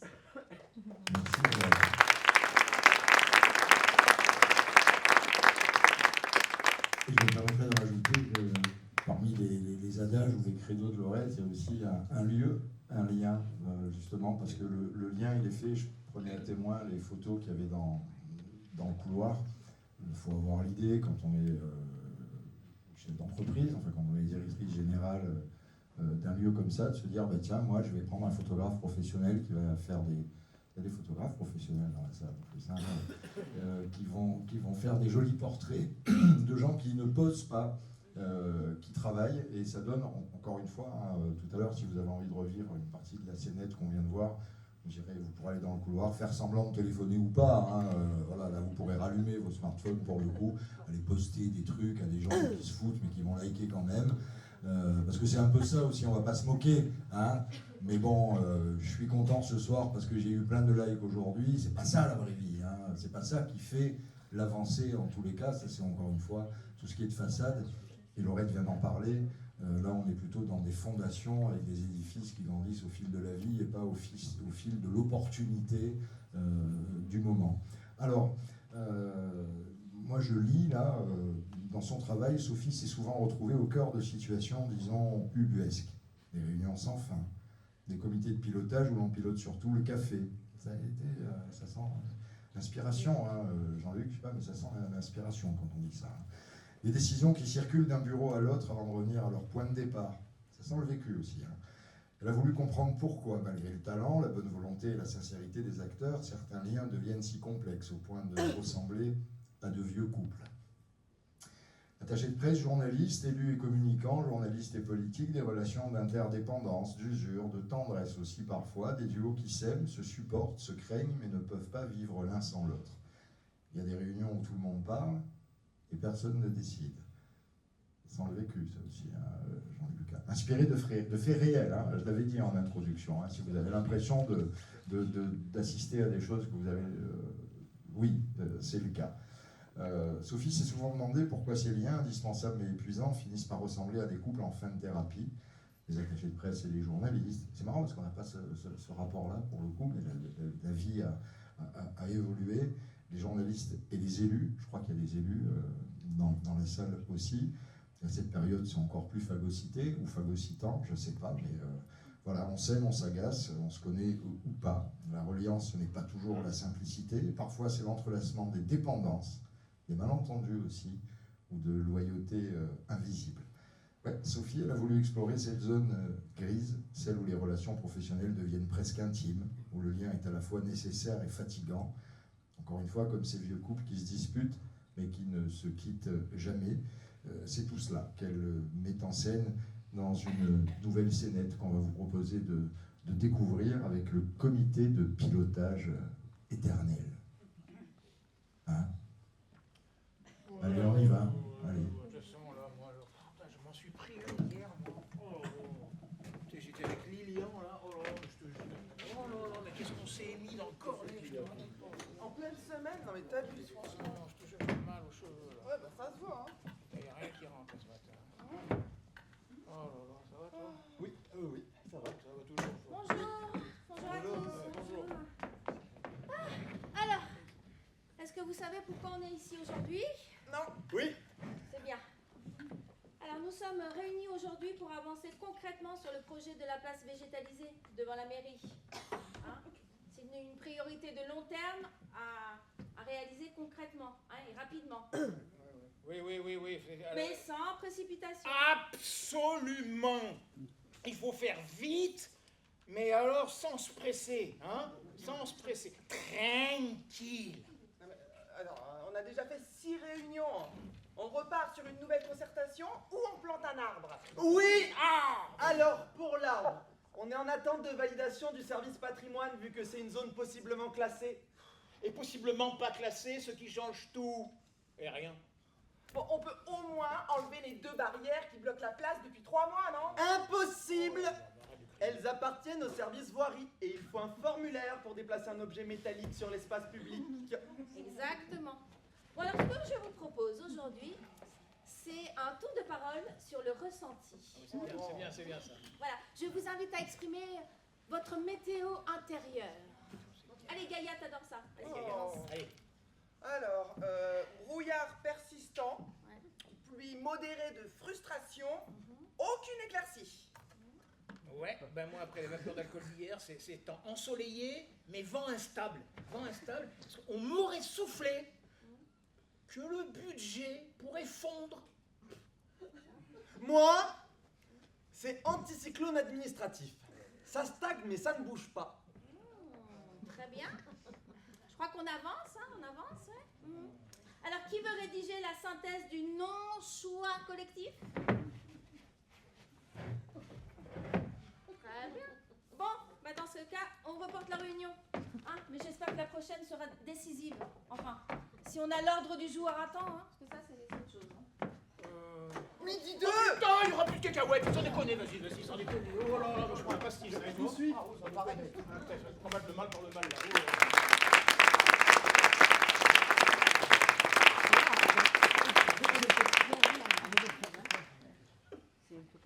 Non, on connaît des gens qui doivent travailler dans des collectivités qui avaient des rires plus prononcés que les autres.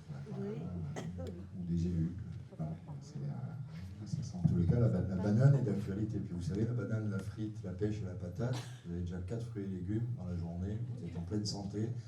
C'est quand même un bon moyen aussi, de reliance.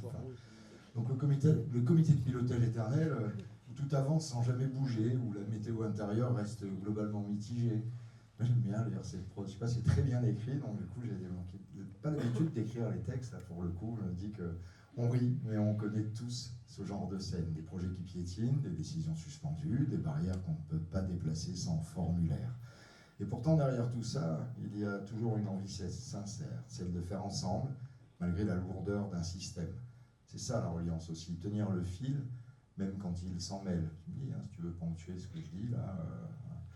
Ce comité de pilotage éternel, celui que vous avez vu, brillamment interprété par les comédiens, qu'on retrouvera tout à l'heure pour une autre scénette, c'est un peu notre miroir collectif. On veut bien faire, on se comprend presque, mais la machine a sa propre logique. Des moments d'attente, d'inertie, d'absurde qui font partie du paysage relationnel. Si on les regarde avec humour, c'est peut-être pour apprendre à les traverser autrement. Voilà, une réunion de plus, reportée à la prochaine. Rassurez-vous, la prochaine sera décisive. C'est ce qu'on se dit. En tous les cas, on y croit. Même quand on est au MEDEF, le monde syndical est complètement concerné par tout ça. Ça va être bientôt à nous, Thierry. Les réunions interminables, c'est souvent là que naissent des vraies complicités, les rires et parfois même les idées qui tiennent. Rire de ce qu'on vit, c'est déjà une manière de le transformer. Et c'est exactement ce que les chemins de reliance nous invitent à faire, me semble-t-il, avec ces ponctuations, ou plutôt cette colonne vertébrale artistique. De l'art. Tu compares ça oui. De l'art vivant. Art vivant. Jusqu'à preuve, à moins que je me sois gouré depuis des décennies, le théâtre est de l'art vivant. Vivant, jusqu'à preuve du contraire. Ou alors, il faut que je revoie tout depuis quelques décennies. De l'art pictural, de l'art musical, de l'art vivant. Ils se sont tellement bien appropriés les personnages que j'ai même plus l'impression d'avoir écrit. Non, sincèrement. Et pourtant, j'ai vu des répètes, quoi. Et j'ai vu des films, bon, c'est difficile parce qu'il y en a une à 3 là-bas. Mais c'est vraiment ça. Donc c'est pour ça qu'en fait... Mais moi, je me marre. Puis j'ai vu, ça a rigolé, ça a souri, ça s'est retenu. Donc ça fonctionne, quoi. Ça fonctionne. Alors après, la pièce, là, les 25 scénettes, là, vous en voyez que 4 ce soir. Vous avez vu, on fait du teasing, on travaille la communication. On cherche des fonds pour la production de... Jean-Luc, j'en profite. Je fais de la reliance, quoi. Tu fais bien. Il y a des choses qu'on ne peut pas écrire, même si, soi-disant, on écrit bien. Il y a des choses qui sont plus faciles à faire passer par l'humour. Ces réunions-là, elles existent, mais elles ne sont pas toutes comme ça. Elles peuvent détruire des gens, elles peuvent détruire leur mobilisation, elles peuvent détruire des équipes.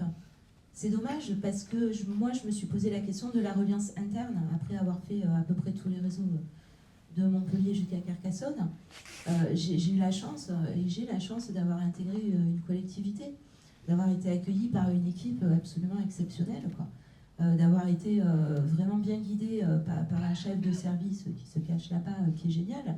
Mais j'ai quand même découvert des choses sur lesquelles j'étais pas super à l'aise.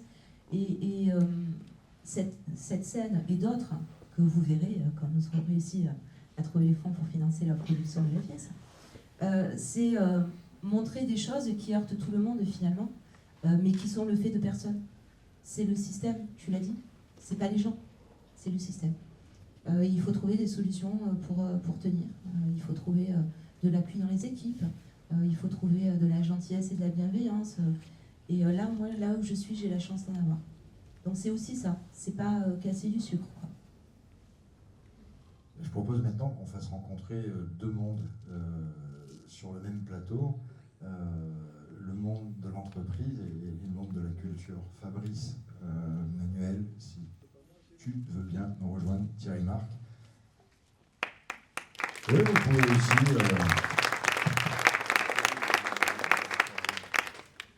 Alors le syndicalisme patronal et la culture témoin de liens. Je vais commencer avec toi, Fabrice. Quand, depuis le village de Junas, tu as créé avec une bande de copains, donc déjà on est dans le lien, on appelle ça des copains, mais quand on est dans une bande, on le fait déjà, et tu as voulu dynamiser un village.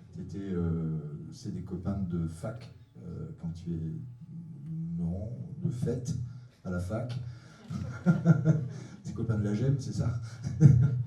Des copains de jeunesse en tous les cas. L'enfance et de fac. Et vous avez créé une dynamique, pour le coup, autour du sport aussi, avant de créer ce qui est aujourd'hui un petit monument régional quand même de bons moments, qui fait l'actualité même en hiver. C'est pas Jazz à Junas, c'est pas juste un festival pendant quelques jours au mois de juillet. c'est aussi toute l'année une culture qui s'étend aussi jusqu'au cinéma.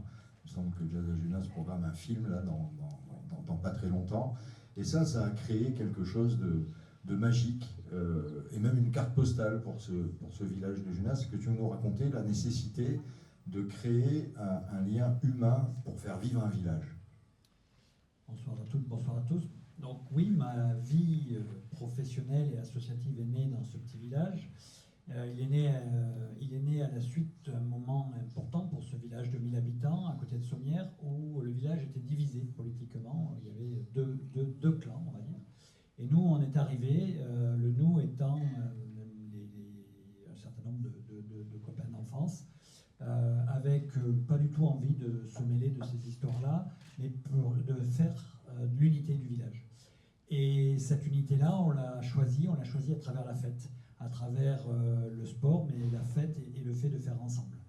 Et donc est née une première aventure qui est celle de l'équipe de foot, c'est celle du Feu de la Saint-Jean, celle des copains d'abord, c'est l'association que j'ai présidée, que j'ai eu l'honneur de présider avec ses copains, et pour unir dans la joie et dans la fête.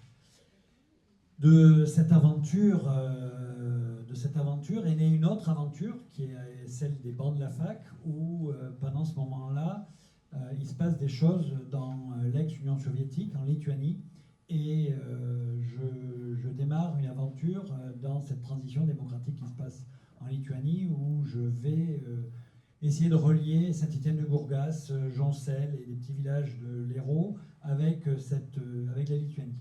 Et Junas arrive et on se dit, tiens, qu'est-ce que ça serait bien de faire parler un petit village avec l'Europe et avec des pays européens. Et le premier Jazz à Junas, c'est un voyage incroyable où on fait rencontrer des jazzmen lituaniens avec des jazzmen du Languedoc-Roussillon. Et là, on relie et cette équipe de copains commence à grandir.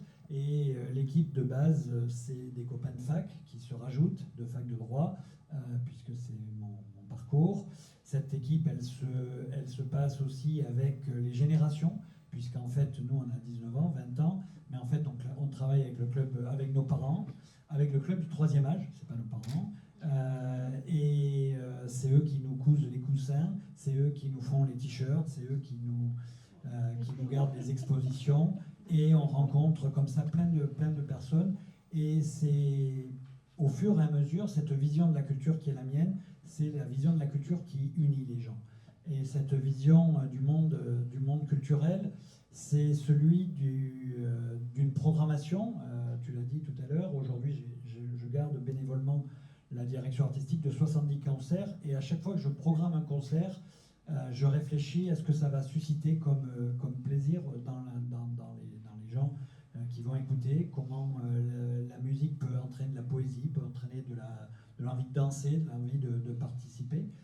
Et de la même façon, quand Jazz à Junas, aujourd'hui, c'est une centaine de bénévoles depuis 30 ans. Donc ces bénévoles ont évolué, le club de 3e âge qui m'a accompagné, qui m'a appris beaucoup de choses, n'est plus là. Par contre, c'est des jeunes, c'est nos enfants, c'est aujourd'hui les bébés de Jazz à Junas, qui sont des bébés de Jazz à Junas, qui sont des bébés de partout. C'est le trompettiste Ibrahim Malouf aujourd'hui, c'est l'électricien qui a fait sa carrière parce qu'il a été au service d'une célébration de 3e âge, il a appris à faire l'électricité de Jazz à Junas.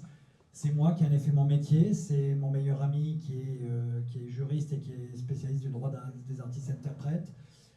C'est plein d'histoires individuelles qui sont nées de ça. C'est aujourd'hui donc du coup un très grand réseau de Jazz à Junas.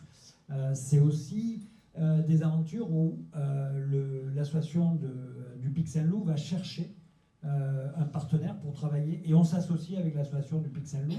Et donc aujourd'hui, c'est 2 associations où on a 25 ou 30 Jazz à Junassiens et Jazz à Junas Sol, pardon, et une association du Pic Saint-Loup, et on travaille ensemble pour le festival du Pic Saint-Loup, et c'est aussi ceux qui travaillent pour Vauvert, et voilà. Et donc moi j'ai le sentiment que je ne fais que de relier des gens. C'est que ça ma vie professionnelle aujourd'hui, ma vie je dirais de bénévole, et ma vie de père quand j'essaye de relier mes 3 enfants, Donc en fait, je ne fais que relier. C'est pas fini, hein.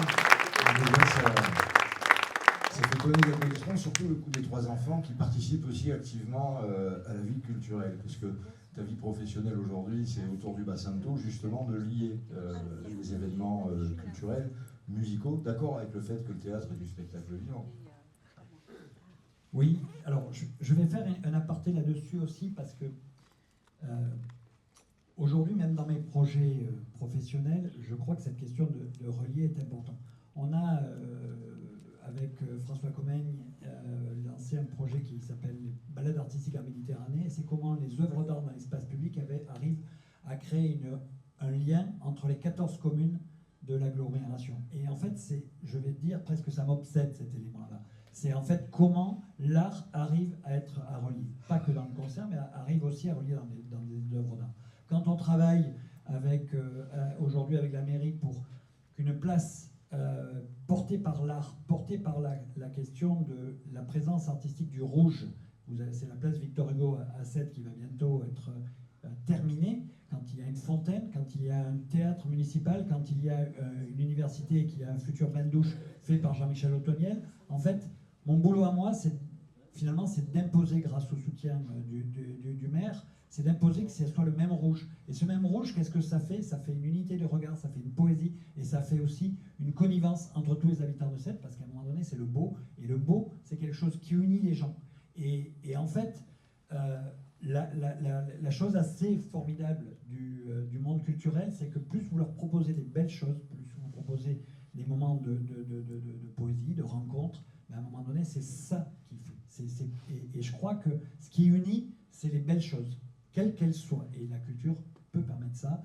C'est pas le seul vecteur, mais par contre, il faut toujours veiller à ça pour unir. En voyant à chaque fois, vous pouvez y aller, applaudissements, mais je vois le lien plutôt au fond de la salle, et ça me rappelle le beau gorille qui trônait à l'entrée de l'espace Brassens il n'y a pas si longtemps, avec sans doute tout à fait d'accord avec ce qui vient d'être évoqué. Thierry Marc, directeur général du MEDEF à Montpellier, la reliance entre les entreprises, c'est un mouvement syndical. Il y a une complémentarité entre vous quand même. Tout à l'heure, je titillais un petit peu en disant de réseaux opposés, de personnalités opposées, mais finalement, l'un fonctionne pas sans l'autre. Alors, avant de répondre à ta question, je voudrais raconter ma petite histoire aussi, mon petit parcours et ma reliance et ce que je comprends par la reliance. Il y a une personne dans la salle qui va se reconnaître, parce que j'ai déjà raconté cette histoire, il se reconnaîtra. Quand je suis arrivé sur Montpellier, il y a un certain temps, j'avais à peine 30 ans, je ne connaissais personne, je n'avais pas de réseau. J'étais ancien parisien. Vous voyez, quand vous arrivez sur le territoire de Montpellier, vous dites que vous êtes parisien, c'est déjà un mauvais point. J'avais été jeune entrepreneur, les dents longues, je rayais le parquet, et je cherchais du boulot. Je ne connaissais pas encore Florian Mention, je n'avais pas déposé mon CV chez toi. Et je déposais des CV, j'ai passé des entretiens, et je m'entendais dire tout le temps, tu n'as pas de réseau, tu n'existes pas à Montpellier, tu connais personne. J'ai galéré, j'ai mis 1 an et demi avant de trouver du boulot. Et un jour, j'ai rencontré un monsieur qui est dans la salle, je ne vais pas le citer parce qu'il va pleurer sinon. Il m'embauche. Je m'installe dans les bureaux qui me sont attribués, il se passe 1 mois, je n'ai rien à faire. C'est vachement bien, un boulot, tu n'es pas payé, vous êtes payé pour ne rien faire, c'est bien. 1 mois, tu n'as rien à faire. Et je dis au directeur, je dis, monsieur, il y a quelque chose à faire ou pas? T'inquiète pas, tu vas avoir du boulot. 2e mois, tu es toujours payé à ne rien faire. C'était le job génial. 3e mois, je frappe à la porte du directeur, je dis, mais qu'est-ce qui se passe? C'est pas possible. Et ce monsieur me dit, tu n'as pas de réseau, et je suis le premier maillon de ton réseau. Et la reliance, c'est ça. Et aujourd'hui, je suis directeur général du MEDEF. C'est un réseau économique, et je crois que je peux le remercier. Guy, tu es là, c'est lui qui m'a embauché la première fois dans son entreprise. Je savais pas si tu j'ai jamais travaillé. Et la reliance, c'est ça. Si je n'avais pas rencontré Guy, peut-être que je ne serais pas là où je suis aujourd'hui. Voilà. C'est ça la reliance, c'est du lien, c'est de la connexion, et c'est pas forcément des réseaux. Moi, je dis souvent à Montpellier, on peut manger et boire tous les soirs gratuitement. Je déteste ça. Je déteste les réseaux, je suis à la tête d'un réseau. Mais il y a tout et n'importe quoi, effectivement, dans ces réseaux. Alors, le réseau économique, il n'est pas si éloigné que ton réseau. Parce que quand tu fais un festival, tu as un budget, tu as des recettes, tu as des dépenses, tu as des sponsors. Donc, c'est aussi une économie. Donc, effectivement, on se rejoint et on n'est pas opposés. Et il n'y a pas d'opposition, en tout cas, entre la culture et l'économie. Et je crois qu'on est souvent ensemble et on est mariés ensemble. Je sais plus. Je sais plus exactement. Peut-être comment réussir à garder une forme de leadership dans le réseau. Ça fait quelques années que tu es directeur général du MEDEF, une place convoitée. Ça fait, tu me disais tout à l'heure, Fabrice, une trentaine d'années, un peu plus même peut-être aujourd'hui. Bah oui, ça fait plus. C'est 33 ans. 33 ans, donc je parlais hors taxe. Là, je m'adapte au MEDEF. Voilà, comment on fait pour garder un leadership comme ça? Je crois que ça a été dit tout à l'heure, il faut rester authentique, il faut croire au collectif, il faut faire vivre le collectif, il faut être humble. Et puis je crois que pour faire vivre dans la durée le collectif, pour garder le leadership, il ne faut pas être un courtisan. Moi je fréquente beaucoup de réseaux ici, surtout des réseaux qui sont là pour courtiser. Moi je déteste ça et c'est pas comme ça qu'on avance. Je pense qu'en restant authentique et en n'étant pas un courtisan justement, on est dans la durée. Et ceux qui sont courtisans généralement ils ne durent pas longtemps. C'est ma réponse. Et c'est aussi dans la multiplicité des goûts pour ce qui est de la culture, multiplicité des entreprises pour ce qui est du MEDEF, parce que d'aucuns qui ne s'est pas intéressé va penser que le MEDEF c'est exclusivement du CAC 40 ou de la méga PME. Je ne suis pas le représentant du CAC 40, et effectivement à Montpellier ici, sur le MEDEF et Montpellier, j'ai à peu près 900 adhérents, toute taille d'entreprise, y compris des auto-entrepreneurs, ça surprend toujours, et 85% des adhérents au MEDEF ici à Montpellier sont des TPE, PME de moins de 20 salariés. Donc les idées reçues, effectivement, elles existent. Donc le leadership, il consiste aussi à ça, à casser aussi les idées reçues, à être soi-même et être dans la vérité. Comment on garde, Fabrice, la confiance d'un groupe dans la durée quand on peut garder la confiance d'une équipe, parce qu'il y a aussi une fiche de paye à la fin du mois et on va suivre son patron, mais là, en l'occurrence, en ce qui te concerne, c'est pas le cas. Donc comment on arrive à garder la confiance des gens? Alors, c'est marrant parce que Thierry parlait de la question du MEDEF. J'avais été sollicité par le club des mécènes de Jazz à Junas pour avoir cette discussion-là, pour savoir comment, quelque part, les recettes du monde associatif non salarié pouvaient fonctionner au monde de l'entreprise. Et ça m'avait beaucoup... j'avais pas jamais réfléchi à ça. En fait, ce qui fonctionne, d'abord, c'est qu'on a une unité, c'est-à-dire qu'en fait l'équipe qui a créé le festival reste aujourd'hui très unie sur un sens. Et en fait on a un sens commun. Et ce sens commun, depuis 33 ans, en fait on le partage. On le partage régulièrement et en fait c'est pas le salaire qui nous gouverne évidemment, c'est le sens. Et en fait une de mes fonctions essentielles, indépendamment de la direction artistique de Jazz à Junas, c'est de trouver, et ça m'a beaucoup aussi servi dans ma vie professionnelle, c'est de trouver le bon poste aux bonnes personnes, que vous avez tous en tant que chef d'entreprise, quand vous êtes chef d'entreprise. Sauf que dans une association, en fait, demain, monsieur veut rentrer à Jazz à Junas, il prend sa carte, 10 €, et il dit, ben voilà, moi je veux en être. Et on ne se connaît pas. Et c'est du vécu, hein. Et on ne se connaît pas. Et il dit, je veux participer à l'aventure. Ben, en fait, il faut que je vous trouve une place qui vous corresponde et qui me correspond. Et ça, dans les logiques de recrutement, on a un spécialiste en face, c'est pas comme ça que ça fonctionne. Dans une association, il lève la main, il a le même pouvoir que moi, on a un homme, une voix, et c'est le même pouvoir. Et donc en fait, ça c'est extrêmement intéressant, c'est-à-dire qu'à un moment donné, on est obligé de s'appuyer sur les mêmes valeurs, on est obligé de se créer une culture commune très très rapidement, et de donner une fonction dans laquelle la personne a rapidement la satisfaction. Et ça, c'est un vrai boulot, mais c'est à la fois un petit peu complexe, mais à la fois c'est hyper plaisant. Et je parlais de toutes ces personnes qui se sont régalées, les jeunes qui ont trouvé après une voie professionnelle, mais c'est pas que des jeunes, c'est aussi des personnes qui aussi ont trouvé un après, des retraités qui à un moment donné sont devenus électriciens et qui se sont éclatés à Jazz à Junas. Et en fait, depuis 33 ans, c'est un noyau dur qui tient la question du sens, qui le réinterroge globalement tous les 2-3 ans, on réinterroge ce sens, on le réinterroge d'abord à 3, à 4, et puis après on le réinterroge en collectif pour qu'il y ait débat, et c'est l'art du consensus, puisqu'en fait, c'est pas la Corée du Nord, mais 90% des décisions, enfin je dis même 95% des décisions, à part les affiches du festival, sont prises à 100% d'accord, parce qu'en fait, ça nous a obligés à l'art du consensus depuis 33 ans.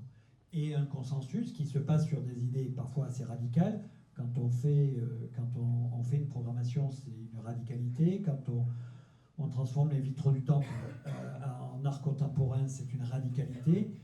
Mais c'est une radicalité partagée, et c'est une radicalité partagée à la fois dans une association et à la fois avec un village, puisqu'en fait, l'association n'est que aussi le réceptacle d'une ville de village. Et si jamais toutes les décisions qu'on avait prises n'avaient pas été acceptées par le village de 1000 habitants, on l'aurait vu par le tag, on l'aurait vu par la dégradation de tout ce qu'on a fait. Et ça aussi, c'est hyper important dans une politique après culturelle, dans une ville, dans une agglo ou dans une région. Si on n'a pas l'adhésion, on voit qu'on a après des actes de dégradation, on a des actes qui montrent que en fait, la reliance ne fonctionne pas.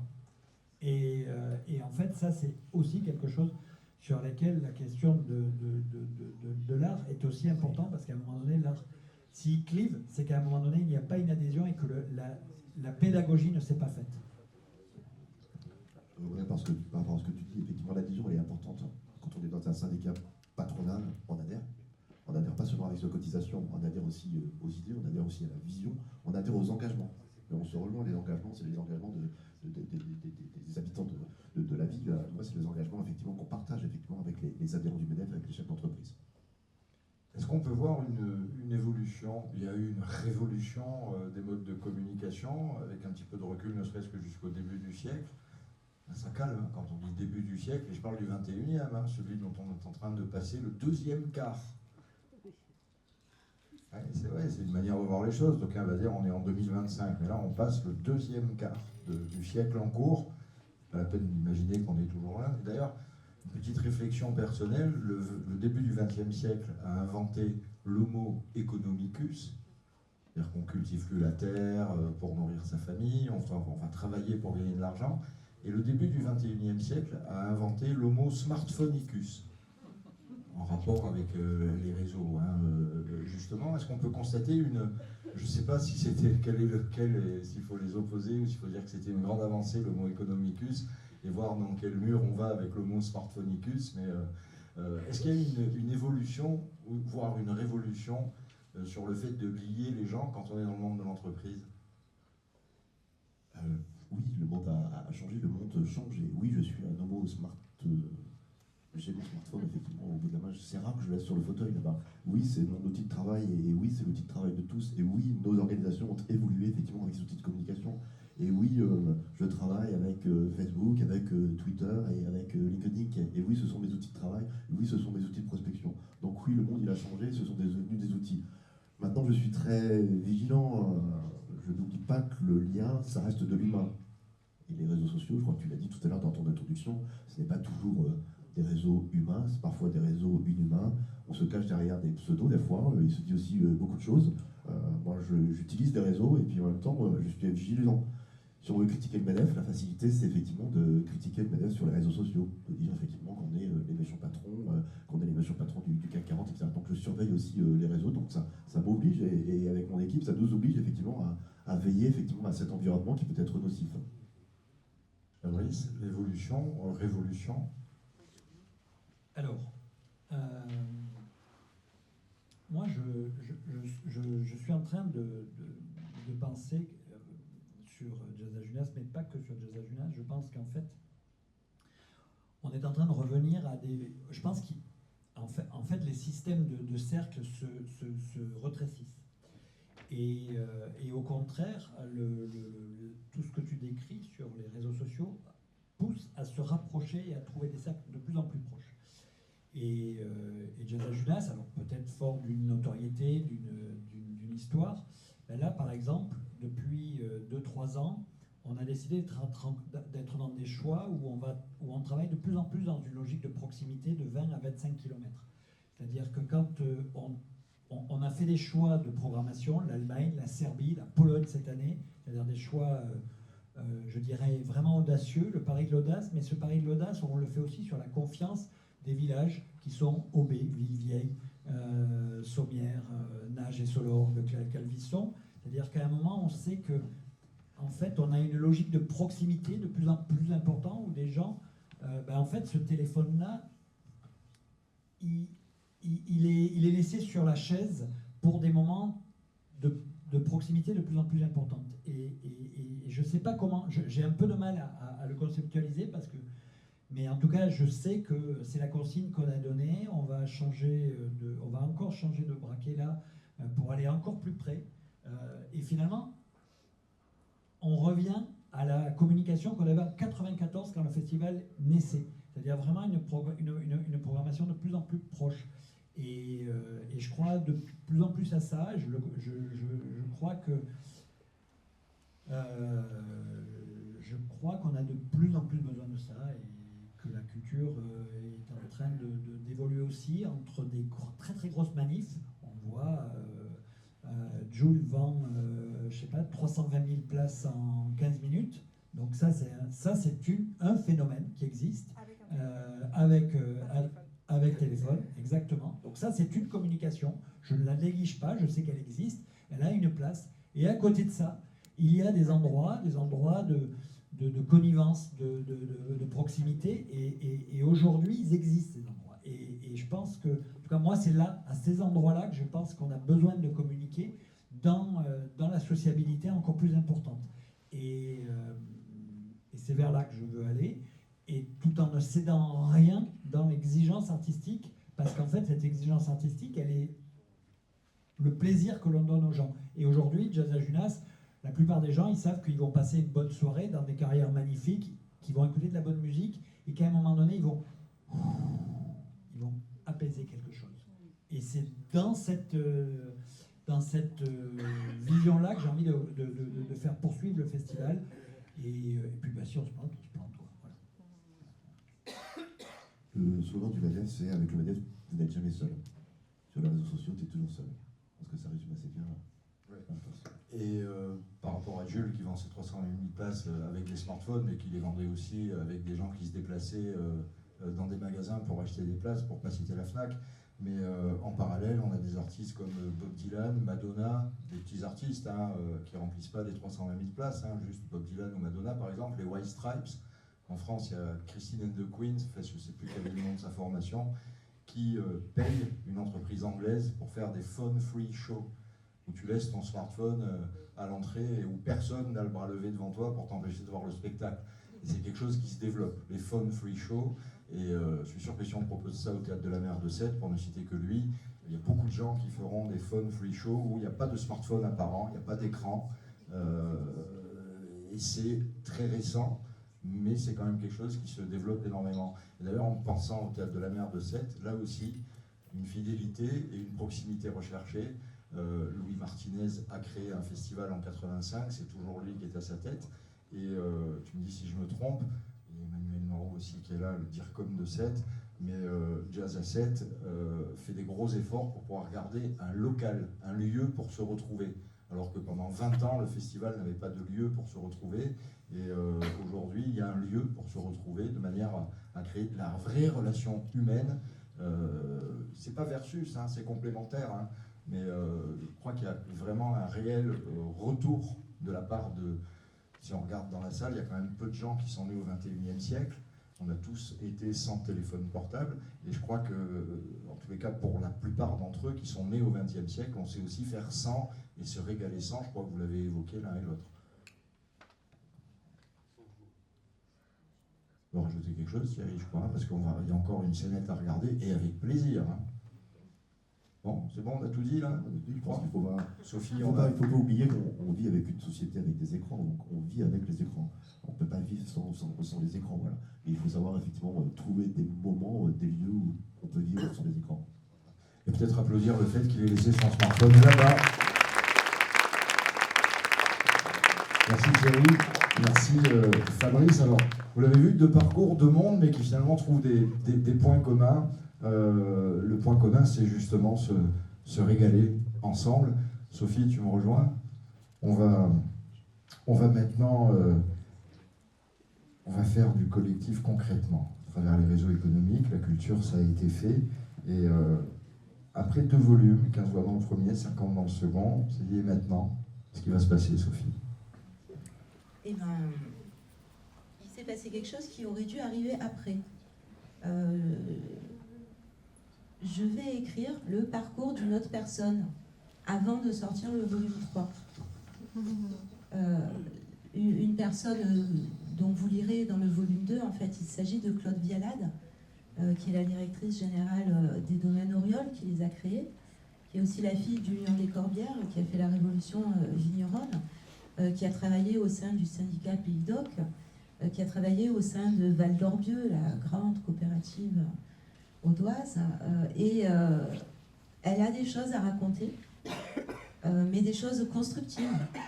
Et quand elle a vu le projet et qu'elle a, comme vous tous, relu et validé pour que je sois sûre de ne pas dire de bêtises sur chacun, elle m'a dit, mais en fait, est-ce que tu voudrais aussi raconter mon parcours, mais en beaucoup plus développé, parce que je veux dire des choses, et en fait, elle le fait, comme beaucoup d'entre vous, de la reliance sans le savoir.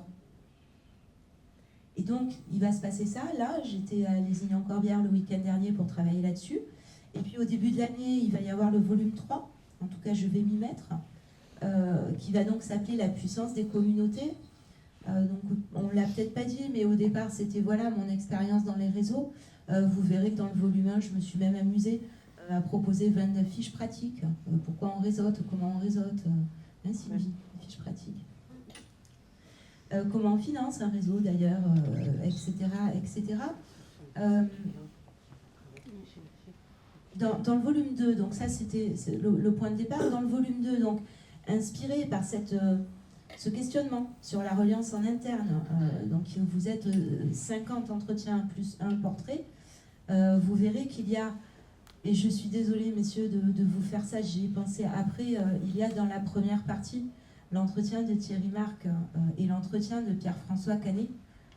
Et je vous ai séparé d'arriver le portrait de Virginie Bruguès parce que je sais que c'était un petit peu tendu entre vous et je n'ai pas du tout percuté, je m'en excuse, mais vous êtes tous les deux avec Virginie, la troisième personne, donc, qui à l'époque était directrice de Media School, elle a ouvert Media School à Montpellier, elle vient de prendre la place de secrétaire générale de l'Orchestre National de Montpellier, et vous êtes tous les deux avec Virginie, les trois... comment je vous ai appelé, les 3 étoiles qui, à partir du Covid, m'ont redonné confiance et m'ont redonné une chance. Vous le lirez, enfin j'espère pour ceux qui aiment lire. Et tous les autres, donc il doit rester 48 voix, vous êtes dans la deuxième partie.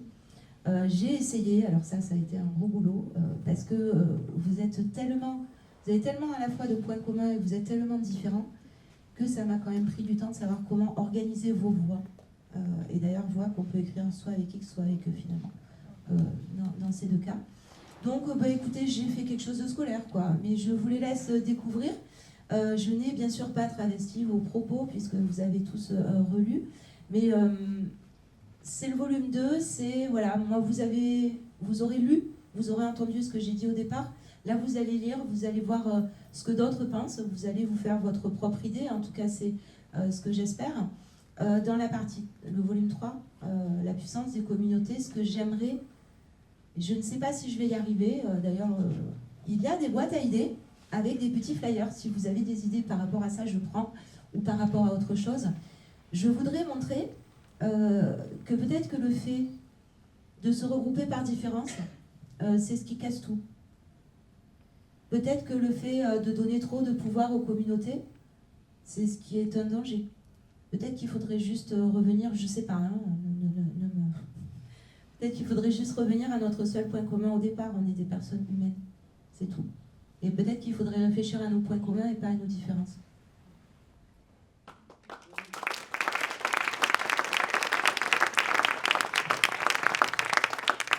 C'est dommage parce que ça résonne presque comme une conclusion et c'est pas le cas. Vous voyez, c'est le début en fait. Voilà, c'est vrai, non mais c'est le début. C'est le début. Pourquoi? Parce que on a... Non mais c'est vrai, on a parlé du volume 1, on a parlé du volume 2, là on flirte avec le volume 3 qui n'existe pas encore, mais il y a aussi un observatoire. Et oui, il y a un observatoire et je crois qu'il y a au moins Carline dans la salle qui est très attentive d'attendre les quelques mots qui vont être en rapport avec ce qui n'est pas un projet de plus, mais qui est un prolongement pour rendre vivant tout ce travail qui a été fait et qu'on est en train de vivre ensemble avec cet observatoire. On t'écoute. Sébastien, rejoins-moi, s'il te plaît.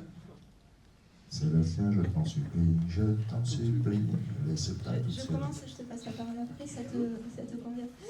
Non, l'observatoire, en fait, c'est parce que en écoutant toutes ces voix, je me suis dit, il y a cette espèce de point commun, je ne suis pas capable de vous le décrire. Là, je ne suis pas encore allée assez loin. Et je me suis dit, ça serait bien quand même qu'on fasse travailler plein de gens, qu'on arrive à définir qu'est-ce que c'est un bon réseau, qu'est-ce que c'est vraiment la reliance, que ce soit quand on est à l'école, à l'université, que ce soit quand on est dans l'association des parents qui ont créé un groupe WhatsApp, etc. Comment ça fonctionne quand je choisis d'aller au MEDEF ou à la CPME ou au 2 ou etc. Comment ça fonctionne quand je vais chez Racine Sud qui regroupe les expatriés d'Occitanie, etc. Et si finalement, je reviens à ça, on trouvait le point commun et qu'on créait un observatoire et qu'on se permettait, mais pas moi toute seule, en faisant travailler tout un tas de personnes, de dire ben, ce réseau, ouais, ils font de la reliance. Ce réseau, ils font du réseautage. Et c'est pas grave, parce que c'est tout à fait normal que certains veuillent faire que du business dans le réseau et qui préfèrent réserver à leurs amis le week-end les moments agréables. Il faut juste que ce soit clair pour tout le monde au départ. C'était un peu ça l'idée. Et puis c'est pas un gros mot faire du business quand il est fait intelligemment. Il faut juste que ce soit clair, je pense. Sébastien, on t'a appelé à la rescousse pour évoquer l'observatoire. Je C'est toi l'homme de l'espace. J'essaye. Non, mais en fait, ce que tu viens de dire, ça m'évoque une discussion que j'ai eue juste avant qu'on démarre tout ça, avec Marie-Laure, qui est là-bas, de chez OVA, sur lequel elle me disait qu'elle fait beaucoup de réseaux, forcément, parce qu'elle s'occupe de la partie commerciale. Et dans le point commun là-dessus, c'est que, en fait, c'est très difficile de savoir que dans tel endroit, on va parler de telle chose, avec tel type de personnes, et du coup, est-ce que ça peut m'intéresser, est-ce que je peux apporter quelque chose, etc.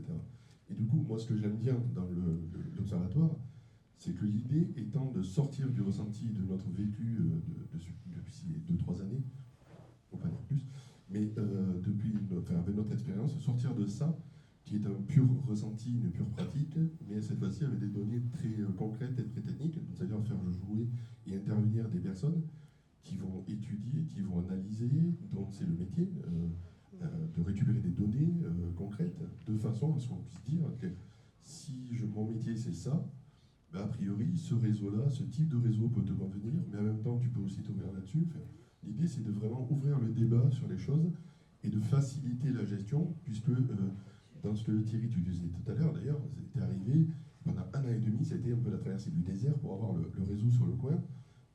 L'idée, c'est d'avoir quelque chose qui sert de référence pour que justement chacun puisse faire son opinion et de savoir exactement ce qui pourrait l'intéresser, mais aussi et surtout, puisque c'est de la reliance, apporter quelque chose en fait, quoi. Donc la notion d'observatoire est vraiment là-dessus. Après, aujourd'hui, on n'a encore que les grosses lignes. Moi, je parle beaucoup des grosses lignes. En même temps, c'est un peu compliqué pour moi de faire autrement, mais voilà. En tout cas, l'idée, c'est d'apporter vraiment ce point-là qui soit le plus mentalisé, mais contractualisé presque, formalisé, de façon à ce que ça soit le plus clair possible là-dessus, quoi. Donc c'est un gros travail qui a été mené déjà depuis le mois d'avril et qui est une ligne de fond qui va pas s'arrêter pendant un bon moment, puisque même une fois lancé, ça va continuer, puisque c'est le principe. Il faut aussi savoir remettre en question très régulièrement, quoi. Voilà. Oui, alors parce que Olivier, nous avons recherché, avec Sébastien, que nous avons fait, et Anne de Vailly, juste derrière Florian, les annuaires des réseaux. On les a recherchés. On a pris un coup de jeu. On les a retrouvés. Parce que dans le cadre de cet observatoire, une des premières actions, ça va être, avec Olivier Usetti ici, et d'autres personnes que nous n'avons pas encore rencontrées, un nouvel annuaire, mais qui va permettre cette fois-ci de classifier, alors là on est vraiment purement dans les réseaux économiques, par objectif. Et j'ai trouvé que cette idée, elle était hyper pertinente. Et quand vous m'avez contacté grâce encore à Florian, on parle de toi à chaque fois. C'est pour ça que le milieu, d'ailleurs. Oui, c'est pour ça que, voilà. Je me suis dit, pour nous, c'est la première étape. C'est la première étape pour pas se perdre. Et donc, on va bien sûr collaborer avec vous, mais vous le savez, on en avait parlé. On va trouver. Et c'est Et c'est pertinent. Je crois que, Anne, tu m'arrêtes si je me trompe, on ne s'est jamais posé la question de l'objectif quand on a essayé de classifier les réseaux. Non? Je ne sais même pas trop, mais... Ouais, donc j'ai réanalysé le truc, je te dis, on ne s'est jamais posé cette question-là. C'est hyper intéressant et ça rejoint, je pense, ce qu'on défend tous ici ce soir, la reliance, parce que je vous vois tous complètement convaincus. Et je vous en remercie. Comment on peut participer ce soir à part Florian et Anne? Garde tes conclusions pour tout à l'heure. Je ne sais pas du tout. La boîte à tu vois, idées. je ne suis... Oui, alors la boîte à idées. Si. La boîte à idées avec les petits papiers et les stylos bic bleus à côté pour l'observatoire, pour tout ce que vous avez envie, en fait, à partir du moment où ça concerne la reliance, les réseaux. Et si vous avez des idées de communauté pour mon projet, je prends aussi. J'ai déjà quelques idées, mais voilà. Ça, c'est pour participer. Ensuite, vous avez tous, presque tous, votre petit badge. Hein. N'oubliez pas que vous avez un binôme à trouver tout à l'heure. Pour être éclaireur de reliance. Oui. Lampe torche, on a dit tout à l'heure aussi. On a parlé d'étoiles, on a parlé de... Tout cela est très, très, très lumineux. D'ailleurs, Julie Sosrod s'excuse. Elle qui parle justement de lumière. Elle aurait dû être là. Elle est dans le volume 2. On peut participer comme ça. On peut participer comment? En fait, hein, Sébastien, nous, on est ouvert à tout. Hein. Donc... J'ai envie de dire, faisons comme ce soir, on discute et ensuite de là va sortir des bonnes idées en fait. Quoi. Parce que on se refuse à chaque fois, et on que ce soit n'importe lequel de nos quatre initiaux, on se refuse de rester figé. Dès qu'il y en a qui commence à avoir des idées arrêtées, oh là là, tous les autres, leur boulot c'est de démonter l'idée arrêtée qu'on vient d'avoir. L'idée étant de toujours la remettre en question. Donc voilà, ça ouvre des discussions assez sympas. Voilà. Mais en tout cas, voilà, l'idée c'est de remettre toujours en question, dès qu'on commence à être certain de quelque chose, on trouve ça pas assez poussé en fait. Donc du coup, on le remet en question en permanence. Et donc voilà, là, on s'est totalement refusé d'aller plus loin. On a exprimé encore une fois les fameuses grosses lignes dont je suis l'habitué. Mais n'empêche que c'est la réalité. Venez nous rencontrer et discutons de choses que vous avez, d'idées. Et c'est pour ça que là, on est ici, c'est pour commencer à discuter tout ça, d'éventuelles idées. Et du coup, on va commencer à construire tout ça. Parce que, voilà, sinon ça ne serait qu'un annuaire, ça serait résumé qu'à un annuaire. Et qu'un annuaire, on l'a déjà fait il y a quelques années maintenant. Et c'est très bien, mais ça ne va pas assez loin par rapport à l'utilité des éléments. Donc tout un chacun qui arrive dans la région ou qui désire changer de vision, de métier, enfin voilà, en tout cas, quelque utilisation que ce soit, ça ne va pas assez loin un simple annuaire. Voilà. Sinon, ça devrait continuer. Voilà. Donc, voilà, c'est un peu pour ça. Donc, la boîte à idées avec les petits papiers et le joli arbre avec les guirlandes et les petites pinces, c'est parce que quand vous avez trouvé votre binôme, on aimerait bien que vous notiez quelque chose derrière votre carte, une sensation, un sentiment ou une rencontre intéressante ou pas du tout, et que vous l'accrochez là-bas. C'est notre livre d'or à nous, mais c'est un arbre de reliance. Voilà. Là, il faut passer à la pièce, c'est ça? Là, on est au jeu de la reliance, on vient de l'évoquer, et normalement, on se dirige vers une table invisible. Vers une table invisible, parce qu'on a l'homme invisible, la femme invisible, hein, ça va penser à l'égalité. D'ailleurs, on n'a pas parlé de Medforêt, un joli projet. C'est vrai qu'on a. Ce serait bien qu'on finisse à 20h30. Et là, c'est hors taxe, hein, pour le coup. Je m'adresse à MEDEF sur cette série, mais c'est hors taxe, 20h30 fini. C'est pas possible. Hein. C'est pas possible. J'avais prévenu aussi Laurette. Ça va être compliqué. Donc il est 20h30, nous n'avons pas tout à fait fini. Il est temps. Et non, parce qu'en plus j'aimerais quand même faire, je vais le faire avant de lancer la... On parle de reliance et ça me propulse, on parle des années qui passent aussi, on a beaucoup parlé de Florian, j'ai mon regard qui se pose là et je vois quelqu'un qui vient de Tours, spécialement, exprès, qui fait l'aller-retour pour le coup. Merci Thierry d'ailleurs d'être allé la chercher à la gare. Et cette personne, il y a une quinzaine d'années, alors que Monsieur Fraîche m'avait demandé de siéger à l'Observatoire régional du handicap. L'Observatoire régional du handicap, c'était des chèques à distribuer aux opérations qui venaient soutenir le handicap. C'était avant la loi de 2005, je dis il y a une quinzaine d'années, vous avez plus que ça. Et il y a une dame qui est venue taper à la porte de l'Observatoire régional du handicap parce qu'elle venait de créer un festival qui s'appelle Regard Croisé. Ce festival a été créé à Nîmes. On parle de reliance, mais j'ai rarement l'occasion de le faire, de remercier publiquement Mireille Malo de m'avoir embarqué dans son aventure de Regard Croisé et du festival de BD d'Angoulême. Après avoir inventé le métier d'AVS et de permettre à des milliers, des dizaines de milliers de gamins d'être accompagnés à l'école en situation de handicap. Voilà, j'y pense parce qu'elle est dans ma ligne de mire, là, Mireille, et elle vient exprès de Tours.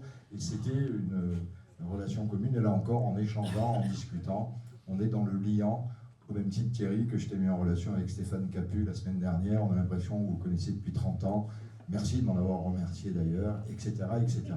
Donc on va faire une pièce de... Tu veux que je la présente? Oui, allez. Parce qu'en fait, dans cette pièce, vous êtes tous représentés. Cette petite scénette, c'est la table invisible. C'est une fois qu'on est parti là-dedans, qu'en plus ils m'ont suivi, mes complices, et qu'on vous a invités, on s'est dit, ouais, mais comment on fait maintenant? Eh bien, vous allez voir la réponse dans une petite scénette qui sera la dernière de la soirée. Mais on prendra la parole après quand même, parce qu'on a des choses à dire encore. Ils sont en train de manipuler la table invisible, là. Vous allez voir. Jean-Luc, Annelise. Il faut préparer cette soirée du 17 novembre. Mais Elle c'est est trop important. importante comme ça. Cette soirée du 17 novembre, c'est un truc quand même de fou. C'est un truc. On se prend la tête là. On se prend la tête. Il faut qu'ils soient tous. Non, mais attends, il faut. Ah putain, je sais pas les. Alors, bon, donc, on a pour l'instant 5 maires, 2 élus. On a une DRH, on a 2 DGS, on a un président de réseau, Florian, alors là, c'est sûr qu'il Florian Hermanson, il sera là, ça c'est sûr. Un coordinateur associatif, Lilian Pitot, alors lui, il est toujours là. Toujours, il est fidèle, lui, fondateur de coopérative, oui, alors là, on est Arnaud Monnier, mais oui, je suis sûr qu'il ne sera pas là, c'est simple, mais il est là tout le temps, mais il n'est pas là. Il est là, mais il n'est pas là, mais il sera là. Un fondateur de coopérative, un consultant stratégique, tiens, on a Aline Régnier qui est là, voilà, machin, ça c'est bon, c'est un animateur. Aurélie Moore, elle sera là, ça, sans déconner, elle cartonne sur scène, c'est un truc de malade, un truc de dingue, sur scène toute seule, elle te remplit, un truc de bon.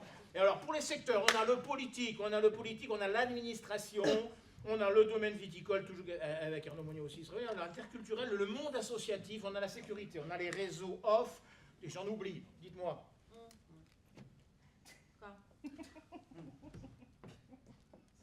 Contre les asseoir comment, là, tous ces gens-là, là, pour pas que ça finisse en pugilate. Quoi? Pugilat. Ah. Non mais on les assoit pas pour qu'ils se like, pour qu'ils s'aiment. On les assoit pour qu'ils se rencontrent. Et pour qu'ils se fight aussi. Sinon, ce serait juste un dîner de con. De gala, c'est juste. Ah, c'est juste. Oui, qu'on ne sache plus qui a parlé en premier, qui a juste levé la main ou qui a juste écouté. Ok. Vous voulez du chaos ou une cartographie, vous, là, expliquez-moi. Un chaos qui au final dessine quelque chose. Mais c'est juste, on a des gens qui savent ce que c'est que relancer une entreprise à 2 salariés. Dire non à une subvention facile. Prendre la parole alors qu'ils ont toujours été hors champ. Non, ça mérite un espace où on n'a pas peur que ça grince. Ouais. Et qu'on entende à travers eux la vraie question. À quoi tient un lien? Pourquoi ça passe? Pourquoi ça casse? Et surtout, pourquoi ça tient un lien? Ouais, non, mais attends, si certains répondent à côté, on fait quoi? Eh bien justement, les décalages c'est souvent plus révélateur que les réponses parfaites. Attends, mais c'est pas une soirée qu'on prépare, là. C'est pas une soirée, c'est pas un dîner de cons, hein. C'est une matrice de l'écoute. Alors ça, moi, perso, ça me fait un peu peur. Ah bon? Oh, c'est normal que ça te fasse peur. On ne documente pas un réseau LinkedIn. LinkedIn.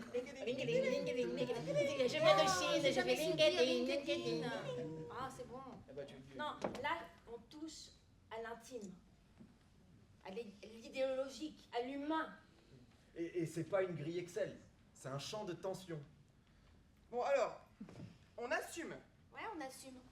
On prend les maires, les patrons, les discrets, les résistants, les voix qui s'élèvent et les voix qui tremblent. On prend toutes les voix. Et si ça rentre pas dans les cases? on laisse la forme parler d'elle-même. On montre que les réseaux ne sont pas des outils de pouvoir, mais des chemins de reliance. Cabossés, sinueux, parfois interrompus, mais habités. Voilà. Combien de pages ton plan de table? Mais on s'en fout! Autant qu'il faudra, hein? Et puis, si ça déborde, tant mieux, ça veut dire qu'on est sur le bon chemin, hein? Regardez. C'est comme si ça prenait vie, là. Ouais. Ce n'est pas une enquête, mais c'est une traversée. La traversée du désert de la reliance! Oui, enfin, la fin d'une traversée, ou le début de quelque chose. Eh ben moi je propose, on va fêter ça au bar. Ouais, putain. Allez, la reliance, c'est ça. Allez, on y va. Ils ont encore supprimé les cacahuètes.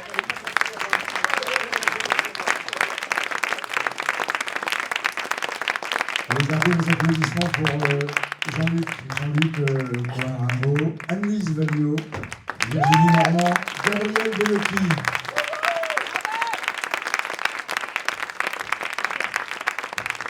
Anne-Lise, Virginie, Jean-Luc et Gabriel.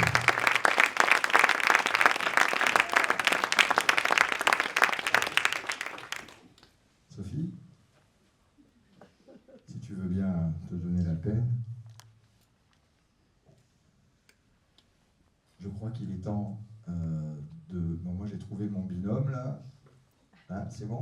Vous allez faire une petite photo qu'on ne mettra pas sur les réseaux. Voilà, alors, si, quand même. Voilà, hein. Pas de like, moi. Je ne veux pas qu'on me like. Non, pas de cœur non plus. Non, je veux de la vérité. On peut ne pas être d'accord. Et s'aimer quand même. Enfin bon, on en reparle tout à l'heure. C'est pas...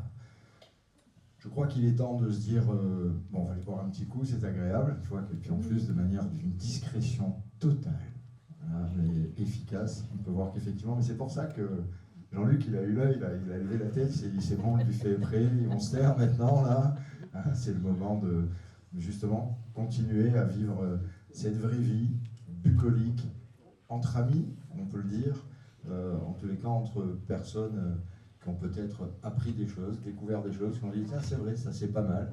Et penser, je vais te laisser faire le pitch final, penser donc à trouver son binôme et à aller mettre des jolies petites choses là-bas, les accrocher je crois. Oui, tout à fait. Et puis après, bon, je pense que vous avez faim et soif.